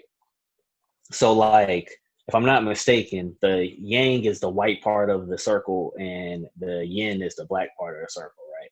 So inside of each circle though, there's also a spot of white and a spot of darkness. You know what I'm Mm-hmm. saying? So essentially what's happening is that that's trying to indicate that it's a spinning revolving circle. And inside of the dark circle, there's a spot of light. So basically all the darkness is being guided by one little drop of light. And then all of the white part is actually being led off by one little drop of darkness. And in those two little things, they chase each other, seeking each other to balance each other. Because what's going on is that even though all those bad things are something that you could look back and perceive as being hard might have happened to you, all of that was to make you that spot of light, to be that better person. You know what I'm saying? Or then if everything's going right your way and then that one bad thing happens for you, most people, when they're really highly successful, can't even deal with that. Because like, that's what we got to realize. Like, it happens every day in front of our very eyes and we just don't recognize it. Like Kevin Hart, you know what I'm saying? Like, I know a lot of people feel differently about him, but he's had ups and downs. You know what I'm Oh saying? yeah. But you know, he probably lives a life everybody would want to live, but it's because he could deal with the ups and downs. Even in his success, he's had ups and downs. You know what I'm saying? That's what I mean. Like, even everything's going your way, something bad will happen. And a lot of people get caught up on that one bad thing or that one mistake, that one thing. And it's like, it capsizes them, not realizing it's just part of the cyclicalness. Like we were saying, it's all the cycle that's just actually continuing in itself. Because really what's going on is you're supposed to go in the just when you're in the dark periods, it's all about the growth and stuff. So what's going on is like you're constantly seeking this betterment, you know what I'm saying, and like trying to get better. So it's actually you're going through hardships for a good reason, you know what I'm saying. And then when you get through and you know have all these successes, what happens is the hardship comes up to challenge you now to say, do you revert back to the dark period? You know what I'm saying? Because really what should happen is in success you should say, well, I'm not that same person anymore. You know what I mean? Like I even notice it. And this is probably a small comparison because you're talking about cancer. I'm talking about playing golf. But even playing, Same thing, bro. but I mean, but like you talk about a change in perspective though. Like I realized the other day when I was playing golf, dude, like I used to could never hit a certain type of shot, which is like, you know, approach shots to the green that were shorter than like 100 yards and shit. I would always have problems because I would be misjudging distances and fucking things up. And what I had this perspective on was like, oh, it doesn't matter where the ball goes. It matters if I hit the ball good because at the end of the day, I can't really control where the ball goes. I just have to trust that wherever it ends up, I have the skill to then do something with it after that. You know what I'm saying? Because like I can't move the ball in the air. You know what I mean? Because that's what most people want to do. You know what I'm saying? Most people when they hit a golf shot, like they think to themselves, I wanted to look like this. So they try to do it, but then they try to make it happen while it's happening. You know what I'm saying? Like you have to trust that you set a plan out and then execute it. And then, cause that's really what golf is, committing to what you want to try to do and then making your body do it. And then just saying, all right, whatever happens, if that happens. Now, what good golfers can do is they can trust that to the point that they know how to pinpoint exactly where it's going to end up. Me, you, the average golfer, we don't even commit to our shots enough to even know where they're going to end up. You know what I'm saying? Most people, they kind of just aim in a general direction and be like, I hope this goes right. You know what I'm saying? And even that's fine because if you do it and the ball goes in a certain direction, if you get it on the green or whatever and you can putt, you have confidence in your putting, you can say, oh, I know what I'm doing enough to do this. You know what I'm saying? Same thing with like, I was telling you about that video game I was playing, bro. Like, I realized I was just better than a lot of people in the division too. Like, you know, if anybody want to see me, Jesus, just letting y'all listen know. to this, yeah. I'm pretty nice in that shit, dog. You know what I'm saying? So All right. what I realized though is that you're just not the same person. Like you get better at shit, you know what I'm saying? Or whatever, you know what I mean? Like basketball too, like I used to always kind of be level headed. Like my dad used to tell me, he's like, you remind me of Ray Allen when you play, because you just don't be looking like even breaking the sweat. You just be chill all the time. Even when like I be going crazy. Because like he used to watch me play basketball, we going crazy. I'm like, passing, going wild and shit, and then I would just do something else and it would work. And he'd be like, oh shit, like I didn't think about that. And it's like, yeah, man, like I can play ball, dog. Like I be knowing what I'm doing. It's just you having the confidence in yourself to realize that you have changed. You know what I'm saying? It's kind of the point I'm making, and just like trusting in your own ability, bro. Because like that to me really is kind of like the ultimate form of spiritualism, is that you get to a point where you learn how to like trust in your own knowledge and understandings and discoveries that you've made in your own understanding of life and spirituality and physicality, whatever, you know what I'm saying? And once you trust the whole cycle of who you are, then you can even start to try to like teach other people to trust themselves. That's kind of like what guruism is. You're talking about like mentorship and shit. Like that to me is like the highest form of like enlightenment of any topic. Like if you become the greatest scientist ever, then you should at some point teach other scientists how to become great scientists. Or if you're the greatest rapper, to be able to teach another person how to become a great rapper. And then that shows how much greater you are. You know what I That's mean? something And then I your see. student should be You better than you. That's something I think you see a lot in fitness is like Oh, people yeah. that once you figure out just how to like whatever it is, run, work out in a gym or whatever. Like Sean, I've had a lot of people in my life because I came from a place where I wasn't very healthy and didn't know anything, share stuff. And once you get past a certain point, you do realize like, you know, you see those things, and even if you get away from them, you know how to get back into it. Like running, I stopped running forever because I got sick, and we've started running since this pandemic shit is going on. And now, like, you know, like when you first start running, I don't know if you do a lot of long distance running. I know you don't, like, but you know what it's like. It sucks, and it never really gets better. But when you first start doing that, like running at all, you feel like you're never gonna get like past a certain point. Like But your you first eventually, time yeah. running when you were 400 pounds versus Oh, now. dude, You know what I exactly. mean? Yeah. Yeah, like I couldn't even run, bro.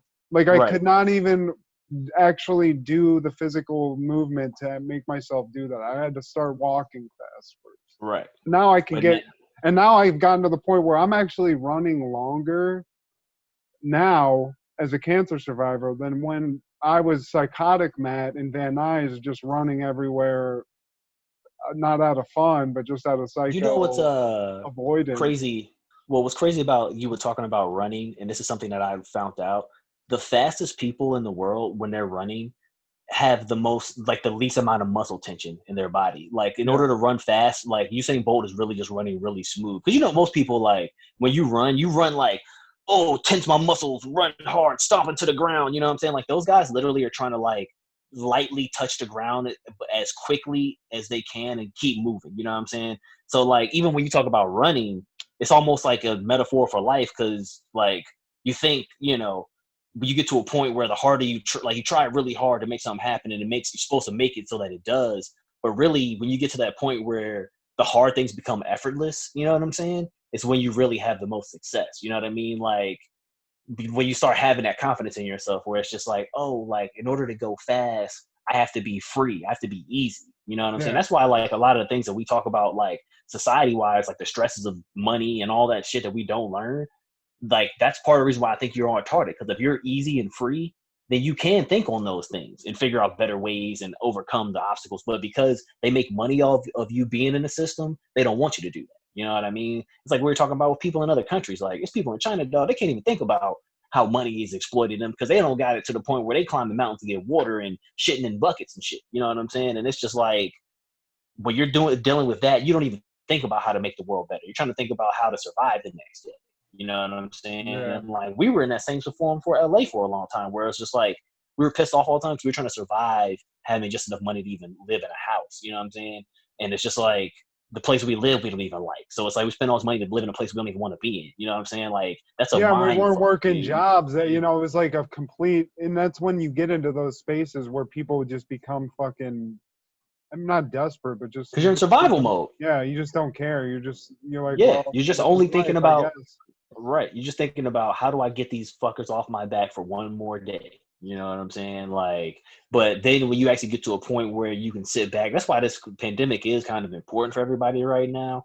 They got to realize this is a moment where you're supposed to be reflecting. And we're talking about looking at the ugly parts of yourself and the hard things in your life. I think that's why that thing with George Floyd did hit so hard. People have been doing that. They've been sitting back at home questioning themselves. You know what I'm saying? This is exactly what they don't want happening, you know what I'm saying, to a degree, because now that I mean, I'm sure people are worried about their next meal and stuff too, but now that you kind of got a break from the rat race and you're not like fighting rush hour traffic and you've kind of got a moment to take a breath, you're realizing, damn, I don't like some of the shit I've seen. You know what I'm saying? And like, honestly, you shouldn't if you're not a perfect person. You know what I mean? Like, unless you think you're perfect, you should look back in your life and say, I don't like everything I see. How do I make it better? You know what I'm saying? No, regardless of if you're the nicest person ever or if you've killed 1 million people, you know what I'm saying? You should still have that same idea, in my opinion, because if you're not thinking that way, then at some point you're giving up on your own growth.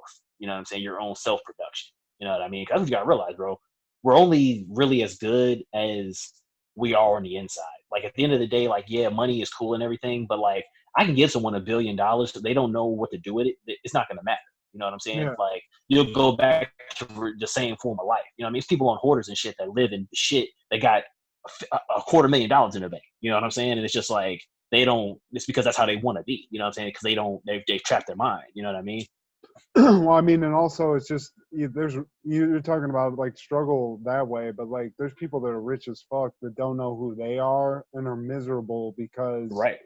they thought that getting all that fucking money was gonna make them feel like they were a success or were just happy. And I mean, I can't even imagine. It's like I'm just about to turn 37, and it's like I'm just now feeling like confident in who I am. You know what I'm saying? Like I feel Right. like more proud of myself as a person instead of just being like, fuck, I'm not doing, like I ain't shit. Like constantly just feeling like I'm not shit. I'm not, I'm fucking up in some way, where it's just like, everybody's a different person, man. Everybody has to figure out that shit. And some people just aren't like we said, you don't got those tools. Some people have the tools, and I admire those people. I have a few people in my life that, like, even from a young age, like, they're successful now. They're working in a career that they clearly wanted to work in their whole life. And you see them, and you should never compare yourself to anybody, but just for a couple of the people in my life that are my examples, it's just cool to see that,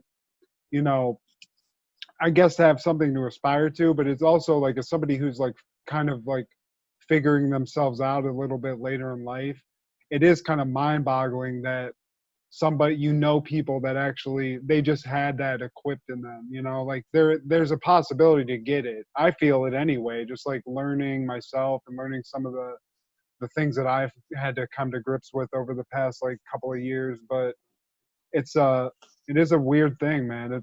It's crazy that it's different for everybody. And you do see those people that kind of have a grip on it, and I would hope, these people that are my examples are truly happy. I think they are, but it's like it's hard to be like living a life, like you said, like in LA and dealing with just even that base level thing where it's like, I mean, I think that's like a RuPaul saying about loving yourself before you love somebody else, something like that. It's like, you got to figure that out, or else it just doesn't really even matter that much. Like, if you're miserable about being you, then it really isn't that much of a point. Like, you got to really work on that. It's hard. And that's where, like, looking I think at your what it past is yeah, well, I think a lot of what it is too is like when you say you look at other people and stuff, man, like you don't know where anybody's starting from or what someone's been through, dude. I think a lot of times, like one thing I realize is people that at a young age have had closer brushes with death, I think are a little bit more focused. Like if their parents died when they were young, or like, they were sick or something like that, or like, so even how you dealt with the cancer thing. But at the end of the day, what I think it is that like, it's because you start asking the questions, like you're saying, like the introspective questions, like you really stop and you say, why did I do that?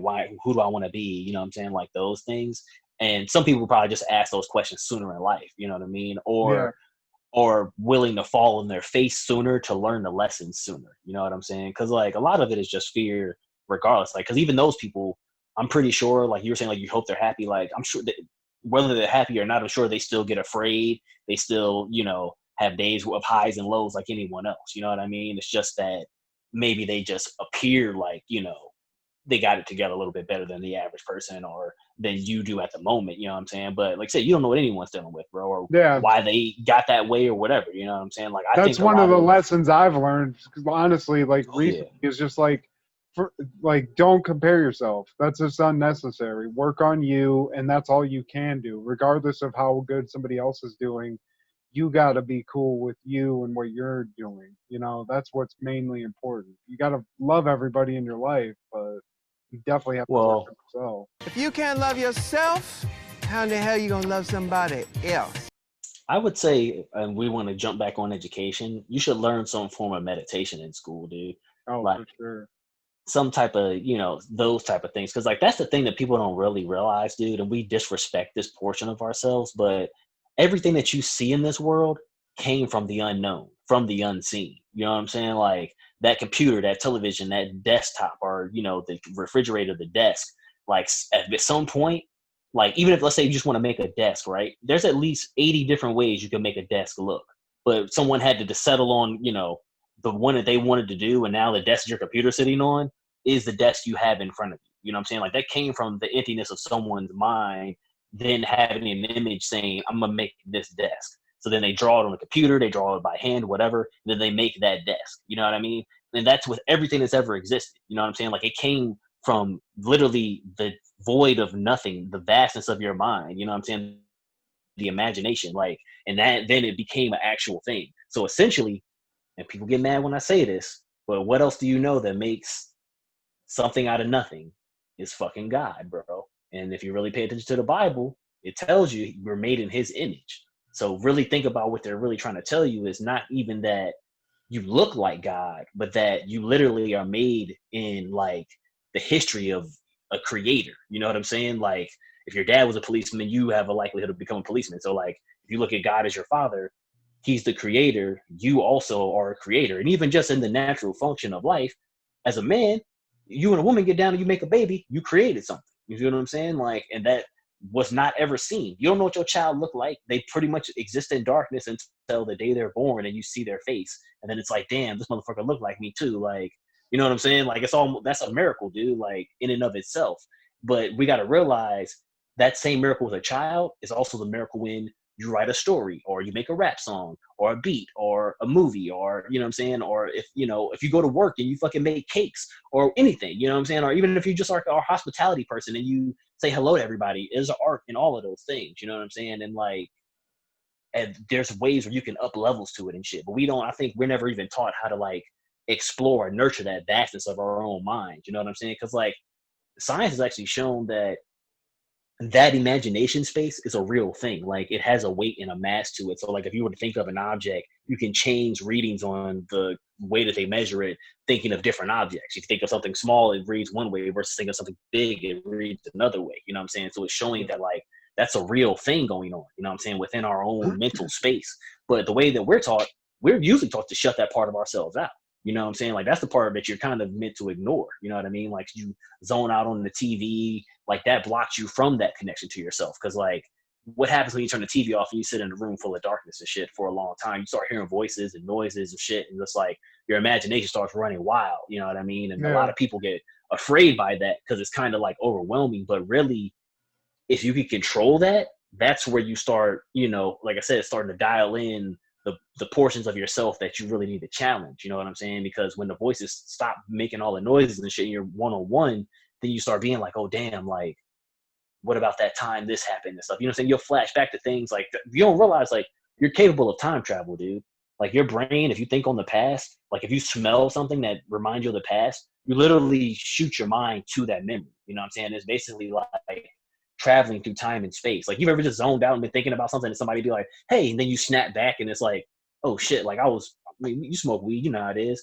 You just would be off in the zone sometimes. You know what I'm saying? Like, we think that that's just like a random activity that your brain does, but really what's going on is you're literally like exercising your mind to travel through, whatever it is that you're doing. Like, time and space don't exist in that moment, and you're literally like thinking of 1,000 things at once. You know what I'm saying? It's ever seen like The Flash, where he'll like pause time and then do like 1,000,000 things and then come back and catch the bullet. Like, your brain kind of can do that, dude. Like, people say it when they're dying, like when you get in a car wreck, like shit slows down, you know what I'm saying? Because you get like that hyper sense. Like, those are abilities that if we were smart, we would try to nurture those and learn how to use that even more. Because then if you're like a basketball player, you could use that to win a game more. Or, you know what I'm saying, if you're about to save somebody's life, you with that shit, whatever, you know what I mean? Like, all types of shit. So I don't know. Well, just like in general, it's actually interesting that you brought this up because I've been seeing this.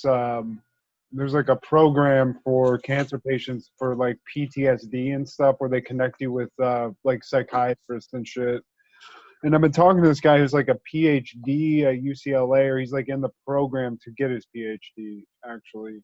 And it's like we talk, it's like regular psychology, but like the main thing that he's been teaching me is mindfulness techniques, which is meditation. So basically those things that you're talking about where,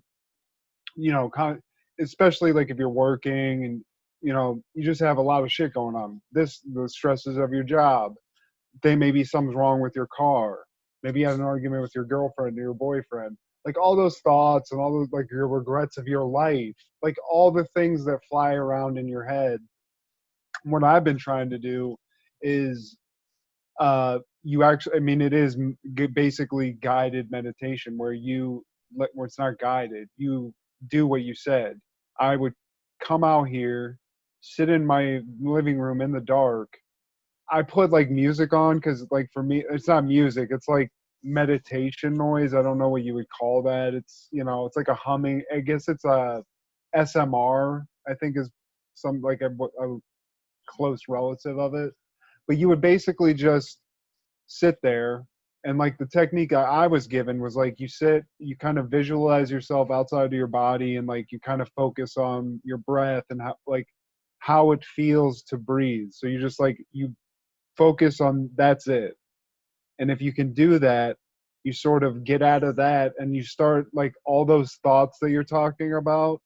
If you're just focusing on your breath, okay, that's the only thought in your head. But invariably, anybody is going to have all those other things flying around, and they're going to just basically try to like poke you, get your attention so you stop focusing on this one thing. It doesn't have to be your breath, but just whatever it is.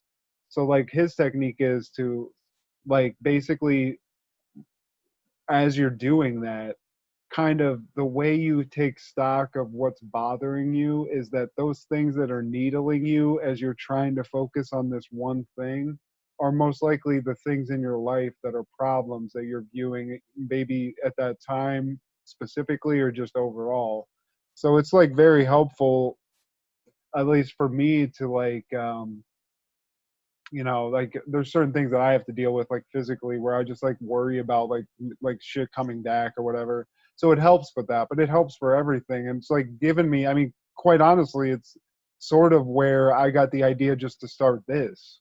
Kind of came through that where it was like, well, what's like one of the things that's bothering me, which not being creative with you and with Sean and stuff. So that's always been something that bothered me, and that led to us doing this. I mean, at the very least, is something just to flex our creative muscle like we used to, and but it's a positive thing that came out of meditation. So just to your credit of what you said, like incorporating that into education is huge, because I'm 37 and I did research on it. Like you said, I'm a pothead. I've experienced with psychedelic drugs, so I'm definitely into like different states of mental, like just everything, like mental, alter consciousness, everything. So I'm into it, but I never like delved into it or was given a technique or a way to sort of elevate my knowledge of it or do it. And in doing it, I've experienced a lot of like really positive things. So definitely, it sucks that it's not in our education system, but if you're not doing it, or at least you haven't tried it, I mean, it seems utterly ridiculous. When you're first starting to do it and you're sitting in a room with your eyes closed, listening to some like guy going, oh, right. It feels ridiculous. It's like stereotypical hippie shit. But then when you see the utility and you actually, I mean, it's hard to even like sort of put yourself think about there, this. but it definitely the fact helps. The fact that you can witness that it's something that is real and it does help you and all that. Now think about the fact that we're in a militarized country. They know that shit's real, and they probably know how to attack it. You see what I'm saying? Like, and if you look at the MK Ultra experiments and shit, that's kind of what they were trying to do, like figure out the secrets of the mind. You know what I'm saying? So like the fact that we're in a society that, once again, teaches you nothing about this, you find out that it's a real thing later on in life, and that's something that you probably should have been nurturing all along. Your development's been stunted in some type of way by the government, because they're the ones that give you the educational program or whatever, or even just society as a whole. Like, no times we ever really do. Even in church, you don't really like stop and meditate. You know what I'm saying? Like, you kind of are supposed to, praying is kind of like that, but it's a little bit different because it's more like you're going it's into not about you. Right, exactly. Really, like you're kind of getting like praying is like you're trying to get a request almost. You know what I'm saying? Whereas like I said, when you're meditating, it's more about just seeing what's inside of you. You know what I mean? It's kind of just like a delving of all things, you know what I mean? Because it could be good things that pop up in your mind too that poke at you. You know what I'm saying? That Yeah. or bad or whatever. Like stress, it's not always troubling things. You know what I'm saying? Because a lot of times when I've meditated in the past, I actually felt like I was shown things. You know what I'm saying? Like almost like as far as to say like premonitions of what could be if I were to get myself together. You know what I mean? Like that's where I think a lot of discipline comes in order, where the times where I was really successful in life is when I was sticking to regiments, you know what I'm saying? And like meditating all the time, eating right, dieting right, not smoking a lot of weed, doing things like that, where I feel like there's a discipline that isn't taught in our society where, you know, I can't even really explain it though. I just feel like it made me more open to things, and probably what it is because you do something hard every day. When something else new comes up, you're open to it because you're already doing something hard. You know what I'm saying? It's like, well, I already run 3 miles. You know what I'm saying? So what's one more? You know what I'm saying? Plus, Like there's that type ways of to thing. positively spin shit. Like, I worked a shitty steel job once when I was like 20 something, and it sucked. It was physical labor. It sucked. And I didn't even think I could do it when I accepted the job because it was that hard. But I did it. And then, so like in the future, if you're just like, I put myself through that, I didn't think I could do it. I did it. I was actually good at it, even though I didn't think I could. So that should teach you something about yourself. Or I Right. lost weight, or I smoked cigarettes. Those are things that I guess like giving yourself credit and realizing that the process that you applied to getting whatever that is done applies to everything as a whole. I think that's what I'm trying to get at. It's like actually sticking to something and succeeding at it, or getting through the process, even if you don't succeed at it, but just seeing what the steps are and knowing like I can go from 0 to complete. And I've done that. I've done it this way and I've done it this way, but there's through lines and all those things that apply. Like, this is how you organize something to get to the next step. This is how you get a plan together so that you do get success. So And see, that's what you should learn in school. yeah, Like exactly.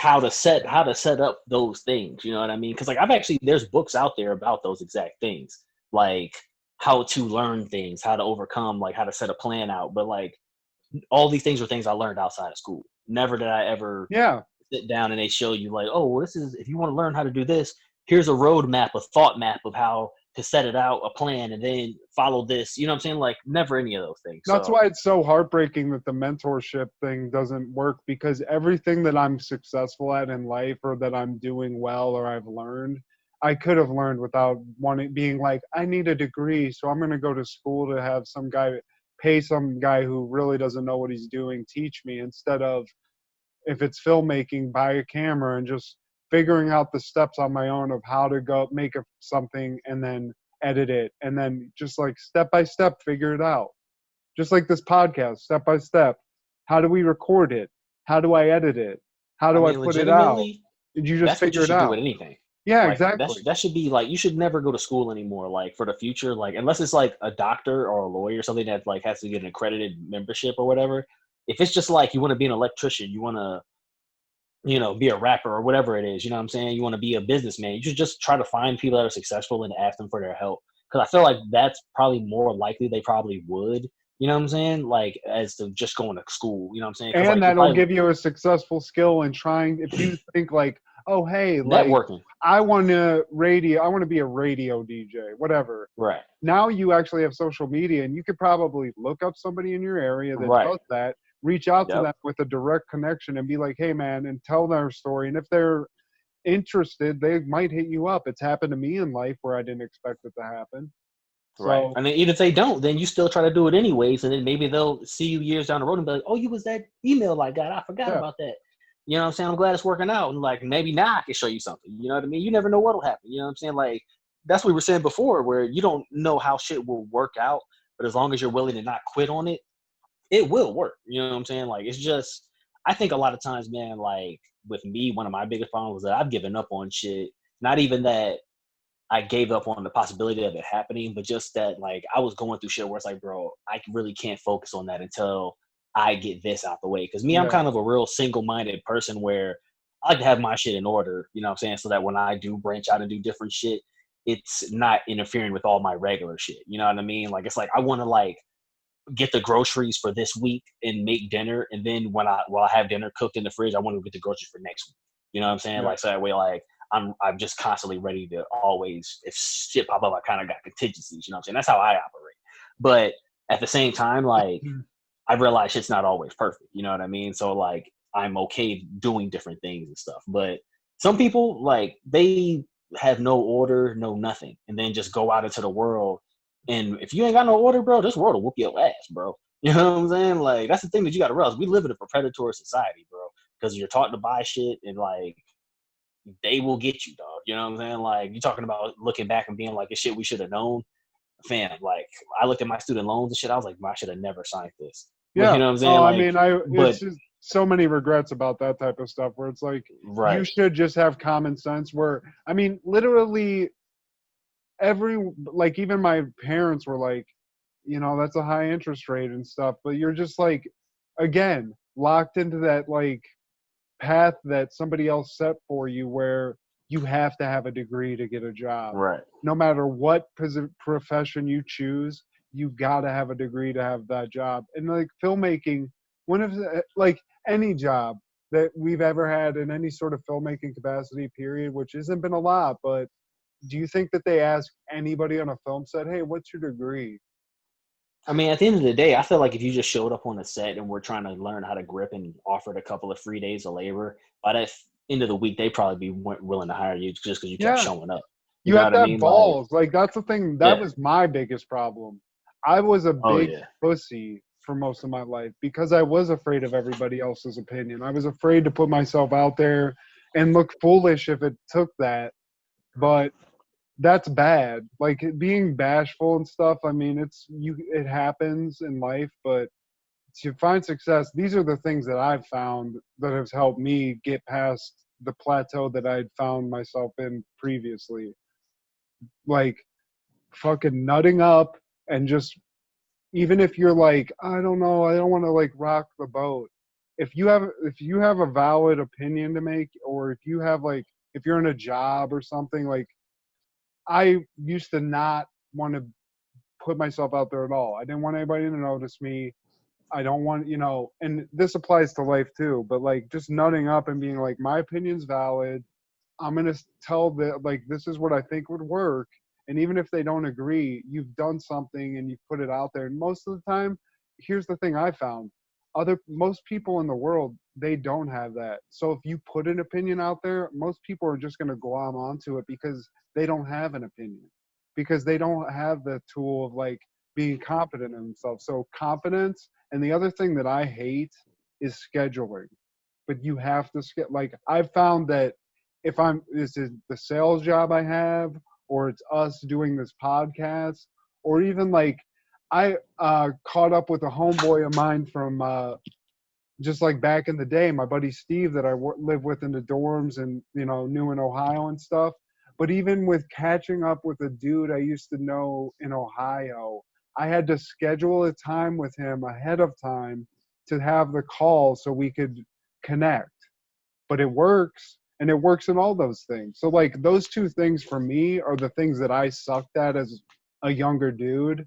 And unfortunately for me, like, it's kind of weird for me to think about because just how you can kind of like continue to coast through life and you just don't really get, like, you never really acknowledge those things, unless it, like, for me, it had to basically be like, well, you better figure this shit out because the thing you're talking about with confidence though, bro, I think that's just something that, like, even me, like, that's what I was saying, like, with golf and shit, is like, you really get to a point in your life, and maybe I feel like it is in your 30s where it kind of happens. There's this concept of like when you turn 33, that's when Jesus died, but it's also like supposed to be like a pivotal point in your life because like it's where you're supposed to be putting aside the ways of your youth and growing into the adult. You know what I'm saying? So you're saying you're 37, so that's only 4 years removed from 33. So you've been on this path for like 4 years. Yeah, but if you think about it, I got cancer like 4 years ago. So that's all right. Like, it was like I got timed up perfect into that shit. Yeah.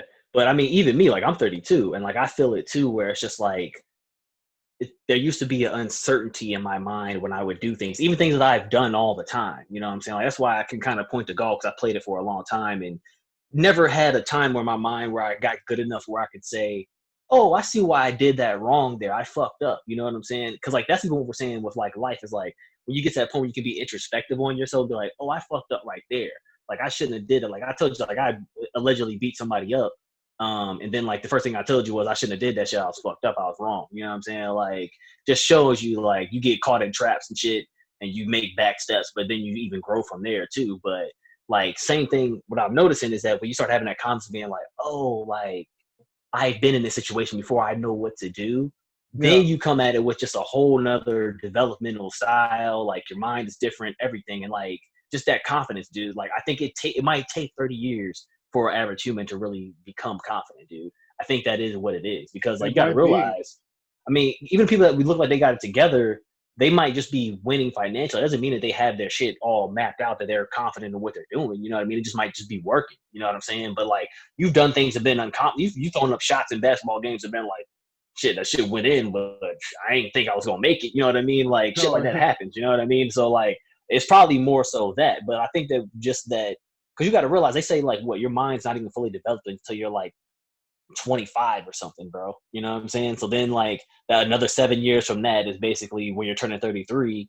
You know what I'm saying? So like really your mind gets fully developed, and then you have like, because that's really where I learned a lot of my lessons too. Right after when I got in my late 20s, I started being like, damn, this way that I've been doing shit ain't fucking working. You know what I'm saying? Yeah. And even looking at how my dad did things in his older age in life, it's like, bro, shit that you just can't fall into traps of. You know what I'm saying? You can't get your shit mismanaged to a point where you can't get out of it, dog. You know what I mean? And like, and I'm not even talking down on my dad. I'm just saying that it's just shit that I've seen a lot of adults go through that shit, like constantly. You know what I mean? Well, I mean, so I could see myself going through that shit, honestly. Yeah, bro. So you just know, having like, confidence is a big deal. But yeah, what were you about to say? No, I'm sorry, I didn't mean to interrupt you. Oh, I was just saying, yeah, but just having that confidence and understanding of being like, I've had situations like this happen before, you know what I'm saying? Like this has taken place and I did this last time, let me do this time. Or like, have you ever like paid your, like, you know, like you could fill out like a form, like your taxes, and then realize like if I filled them out this way, I would have made more money if I filled them out that way. You know what I'm saying? Made that mistake. But yeah, dude. But dude, I was gonna say, you want to maybe try to wrap it up? I gotta. Yeah, for sure. I guess we're just gonna keep it at that. I had a video of a bus driver fucking up some guy, but you know, I think we're just gonna call it. I mean, we can look at that too if you want, but I mean, I'm kind of with you. I feel like. I mean, I feel like this was a nice, uplifting conversation we had here. I like this. I hope so, man. That's really what I was kind of wanting to be on. I've been trying to take myself away from a lot of the film and news and all of this shit going on right now, dude. Because I don't know what to believe, man. I'm too quick to jump down a conspiracy hole because I think all of it is real. Like I think all the conspiracies really do exist. They all are linked up, but to actually stop and be like, see, man, like this right here is because of this, and this. You sound crazy because you just start unpacking too many boxes at one time, and people are just like, huh? Because I also let somebody, bro. Yeah, I also let somebody about the Patriot Act and like how Obama increased it with the NDAA and shit, and they looked at me with tears in their eyes. They were like, "What? No, that's not. How do you know this is real? Is that even true?" I was like, fam. I was like, and when I like see, that's my problem though. Like you'll educate somebody, and if they don't to that level of knowledge, I'm like, oh well, I can't even help you. Oh man, I mean, what it is that they just get hopelessly sad, like you're gonna give them some answer, because like that's the thing that happened with me. They were like, well, what do people? Do anybody else know about this? I was like, it's in the public record, but just like how I showed you this, and you ain't want to believe it. That's how most people act, because they don't. The truth too ugly to see. You know what I'm saying? It's just like they rather live, you know, unconscious about it. And it's like, oh my god, like I felt so bad, bro. I could tell I spoiled this person's whole day. They just looking like, why'd you tell me that? But it's like, fam, like they told you that too. Like that's what you got to realize. Like they be telling you this shit. It's right there in your face. You just don't. People don't be reading like for real, and they don't want you to know, because a lot of news articles, bro, you can read Forbes magazine. It'll be the most surface level information on some shit like, this is a thing that happened. This is the name of it. This is where it was at this time. And that's the end of it. It's like, can I get some more information? Like, what did y'all talk about? What was the point of this? You know what I'm saying? Like, who's in charge of all this shit? Like, a lot of articles, you don't even get into shit like Like a lot of like you'll read an article that'll say like 1,000 women prefer bigger dicks over such and such and such or whatever, like some crazy study or whatever. And it's like you only interviewed 1,000 people. Like that's a small ass sample size. Like how is this even in news right now? Well, it's just so easy to branch off because I was like, even just like going off of that and how people don't give a fuck. Last week we talked about Bohemian Grove. So I was looking for like videos about specifically the one that I used where it was like showing that Alex Jones video where he shows like the actual shit happening.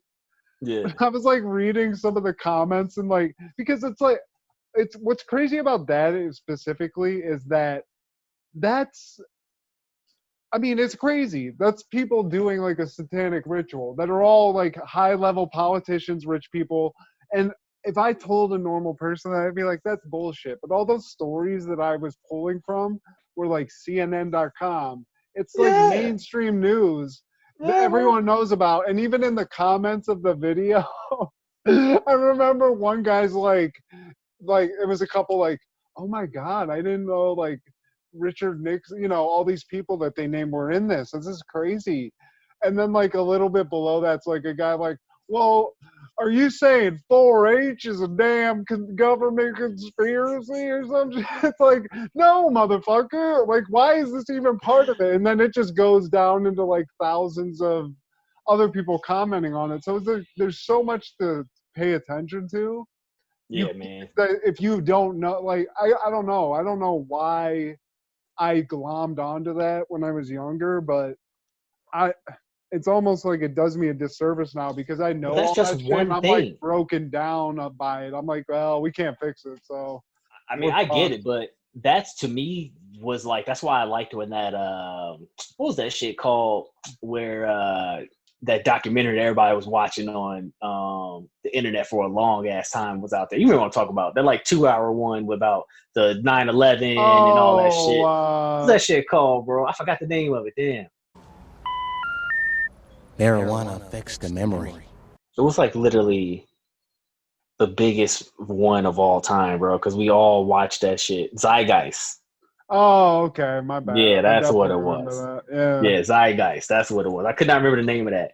But yeah, like when that came out, the reason why I thought it was so dope was because at least it tried to link all that stuff together. You know what I'm saying? Because like that's with me is like, if you could pick one thing, the JFK assassination, all that shit can fall into a million different things, bro. They talk about racism. All that shit can fall into a million fucking things. The money, all that shit fall into a million things, bro. It's just like I said, if you start trying to tell, like with you, same thing. It's like it just like spoils your mind. Where it's like the average person, you try to say one thing to them about that, and then you got to explain this, and you got to explain that, and this and that, and it's just like it's exhausting.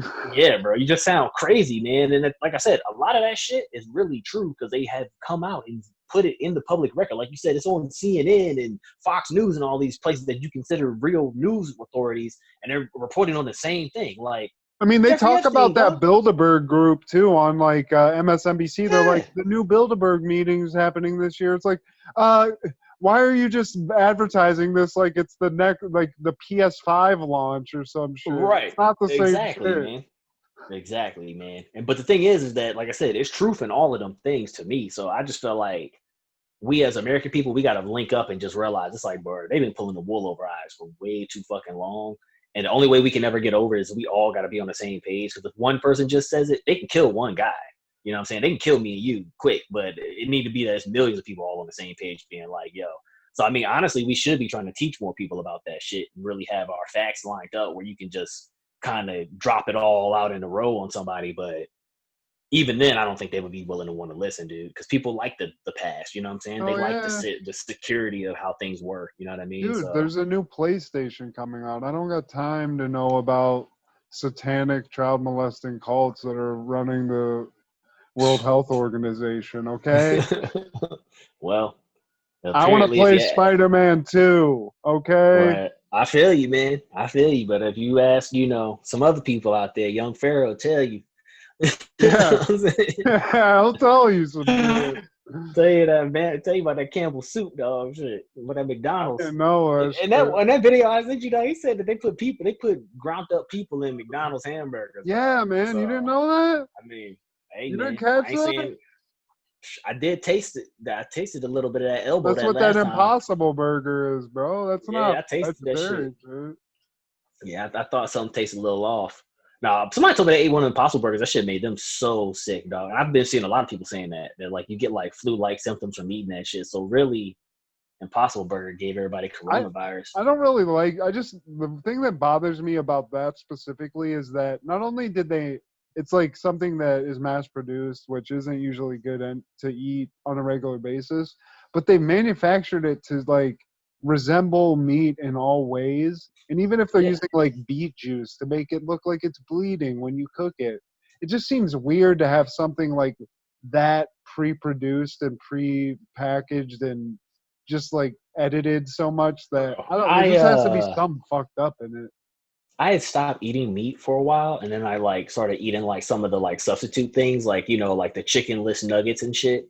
Yeah. And what I realized what that really is for people that eat so much vegetables that they just get tired of meat and they kind of just want something that is similar to meat without eating meat, but it's not healthy though. Like none of those things are really supposed to be healthy. So it's like it's something that you eat because you want to eat meat, but you don't eat meat. Yeah, but I mean, like, if you want that, like, you don't have to buy an Impossible Burger. Like, you can make a black bean burger that's delicious and is not. Well, but it doesn't. It tastes like black beans, though. It don't taste like burger. Really. No, it tastes good. It ain't gonna taste like. It's good. Yeah. You like that never made sense to me. If you're trying to not eat meat, then why do you want it to taste like meat? What an Impossible Burger is, from my understanding, is they figured out that I think it's in like sweet potatoes or something. There's this thing called heme, and basically that's what makes meat have like its texture and like the thing that you crave flavor-wise is this chemical compound called heme in meat, and that apparently it's in sweet potatoes too. And they figured out a way to like isolate it and then just make all the heme come from the sweet potato versus it being animal byproduct. So that's kind of what gives it like its consistency and all that shit or whatever. People, but bro, it's fucking. I mean, yeah, it's some, bro. I mean, I believe it, bro. I could dig it. I mean, on some real shit, bro. On some real shit though, bro. Like in a society in which they allow Jeffrey Epstein to be a fucking pedophile for all that time, I wouldn't be surprised. That's what I'm saying. That's what's exhausting about conspiracy theories. Because if you know about some of them, it's like, I guess that's not that crazy. I guess we're eating baby soup, or there's elites eating baby soup and consuming human blood as a ritualistic sacrifice. What's crazy about his is that he drops it with you by saying like, don't you know all of them, every year kids go missing and then you'll never find them? You'll never find the bodies? So what do you think they doing? They eating them motherfuckers. That's why. What's really bizarre about I love the thing that he's like sets him apart from a guy who reeks of piss and has like tinfoil on his head specifically is that he has it all organized into these strange like PowerPoint slide things where he's like taking you on this like linear timeline of there's 150,000 missing kids every day. Oh, check this, page 6. Dead baby soup, y'all. And it's like, that's what I'm saying. I guess it makes sense. He's like like you see in the movies, to be somebody with like a crazy chart and all of them lines with connected, all the fucking, and like they be like chasing the killer clippings and shit. Yeah, like that's what his PowerPoint is. Like, to the point where, like I said, like you be drawing the same conclusion, like, damn, he right, but it's just because he laid everything out that way that you're just like, oh shit. But he's like he make a lot of grand jumps, dog. Like if you really listen to some of the leaps and bounds, it's like, fam, that's not necessarily Hillary Clinton in that video though. Like that's just a picture of someone that could look like Hillary Clinton. You know what I'm saying? Like, don't get me wrong, I wanted to be Hillary Clinton just as bad as you do, but that shit could easily be faked, bro. Yeah. Like that shit is not hard. You know what I'm saying? And that's how all this shit is. It's all images. To me, it was like a different version of that David Icke guy, where it was like, oh yeah, he would start off with like the stuff that you can kind of be like, oh, yeah, that kind of makes sense. Like he's like, yeah, there's elite societies that control the world and control money and control how we consume things and control opinions and how we vote and all these things. And you're like, yeah, I mean, that vibes with what I think. Okay. And then he's like, and then I watched Contact on acid and realized there were reptilian people that have infiltrated our society. And it's like, wait, what did he just say? And then there's an hour of him in a Holiday Inn reception hall telling you how he has video evidence of reptilian human beings. And the reporter in the video, yeah. The one reporter's like, hey, how did you come to this? And he's like, I did a lot of acids. It's like, oh, well, fuck, man. What the fuck, dude? I didn't even hear him say he did acid. My thing with him was when he showed the video, it was just a video of Bush blinking, and it was like, Yeah. You fam, can see his reptilian eyelids right there. yeah, They changed. it's like, dude, that could have been a fucking glitch in the film. It could have been all types of shit. That could have been like, come on, bro. And it don't look like nothing to me, so I don't know. Like, I feel like those people, they probably are even more helpless than us because as we say this, they probably look like, I tried to show you motherfuckers, man. See? And there's a pandemic going on right now. So he's like, I told you. They're controlling you. They're eating your soul right now through Amazon. I'm telling you, man. They really be having everybody. Like I said, it's just a scary time because I really don't want to go with any of it, but then it's like if you even open the door a little bit, it just all comes blowing in like a snowstorm. Like, oh, Jesus Christ. Bro. I realized this just now. I figured out the full conspiracy. I figured it out. And it actually is represented in a movie. So you remember Batman Forever with Val Kilmer where Jim Carrey played Riddler? Mm-hmm. Do you remember he had a thing that he could put on your head where it would control your mind through television? Yeah. That's what's happening now, but they're using the internet, bro. Dead Baby Sue. 5G. 5G. That's all it is. It's the link Dude, of the TV to your brain. Holy fuck. Jim Carrey, if you're listening right now, if you're one of the two people that it's just funny because please hit us up. Please. It's just funny because you can form any conspiracy theory, dude. Like legitimately, like I wish I worked in DC because that's all I would do all day. Like I would just see somebody. You're the guy in the CIA that's like, hey, we need a bunch of conspiracy theories made up so that we look, so it just like thins the water a little bit. Yeah, you're just right, that exactly. Guy. You're the disinformation guy. I'm like, hey man, Mitch McConnell, every Tuesday that motherfucker goes and get a pedicure, and in the back, I heard he be letting them put their finger in his butt. They'd be like, what? I'd be like, yeah, dog, but you ain't heard it from me. And then I just run off. Joe Biden drinks his own urine in the morning to help get all the vitamins he needs. It's like, man, you lying, man. It's like, fam, I saw him, dog. I was like, Joe, what is that in that bottle right there? That looked like piss. Photoshop a photo and just make you could change the color of the water in a bottle so look, he's drinking piss right out in public, man. He drinking crazy. They'd be like, yo, this dude, man, out here spreading way too many lies. We need to fire you. These are too ridiculous. The American public's and they were starting fires based off of this. I know, right? But look, man, y'all just told me to muddy the waters. I can't control what happens after that, bro. Like, it's not my fault the lies are too good. Right, you exactly. didn't set a limit. Exactly. But yeah, fam, I think that's cool today, man. I think we for a day we didn't know we were going to talk about. I think we stumbled onto some good topics. Hell yeah, man. Definitely. All right, well, we can tell Kendra I said peace too, man. She's walking around. Our silent producers. She produced a little bit today. She got that credit. So, but no, I like this episode, man. And I guess we'll see you next week. We gave you credit. You were giving credit. No, we didn't talk about what that thing smelled like. We'll have to table that. She wants us to talk about the BET Uncut Gem, What That Thing Smelled Like by Black Jesus, because I showed her that. She'd never seen it, but we'll save that.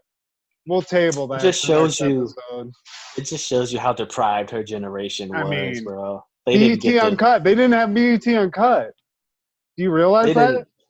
Bro, they don't know a lot. They didn't have Napster. You know what I'm saying? God. LimeWire. You know what I mean? They didn't have the golden age. They don't know. They don't know about the pornos that were downloaded off of that. My friend. Bro, we used to live the life, man. We like literally. There was a golden era that we lived in and didn't realize until it was too late, man. You know how in The Office, like on the last episode, Andy Bernard's like, I wish there was some time that you could realize that you're in the good times when you're in them. We lived in the best time for the internet, right? When it was like AOL and you could just download. It's like, hey, you want free every episode or album ever made? Here's the file. Like, okay. Literally.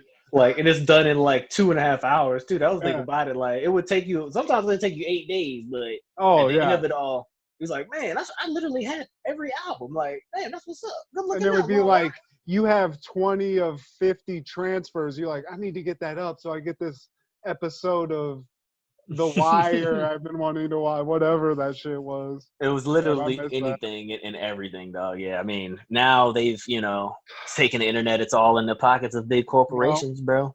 Well, that's what we'll do. Next episode is we're going to educate the young folk about BET Uncut and, maybe some of the things that they're missing out on that the internet took away, And some of the bad things, like how exploitative our era was. Like, think about this, bro. And this is Don't get into it. Don't even give it away. Hold on to it. All right, I'll hold on to it. We'll get onto that next week. Sizzle, yeah, keep them. Well, I got some good things we can talk about there too. All so, right. Well, I will note that. So that'll be the topic of discussion next week. But this has been Ain't Life Funny, episode 9. Don't sound too sure about that. I think so. So we'll see you guys, whatever number next week is. We'll talk to you later. Peace. All right, peace. Ugh.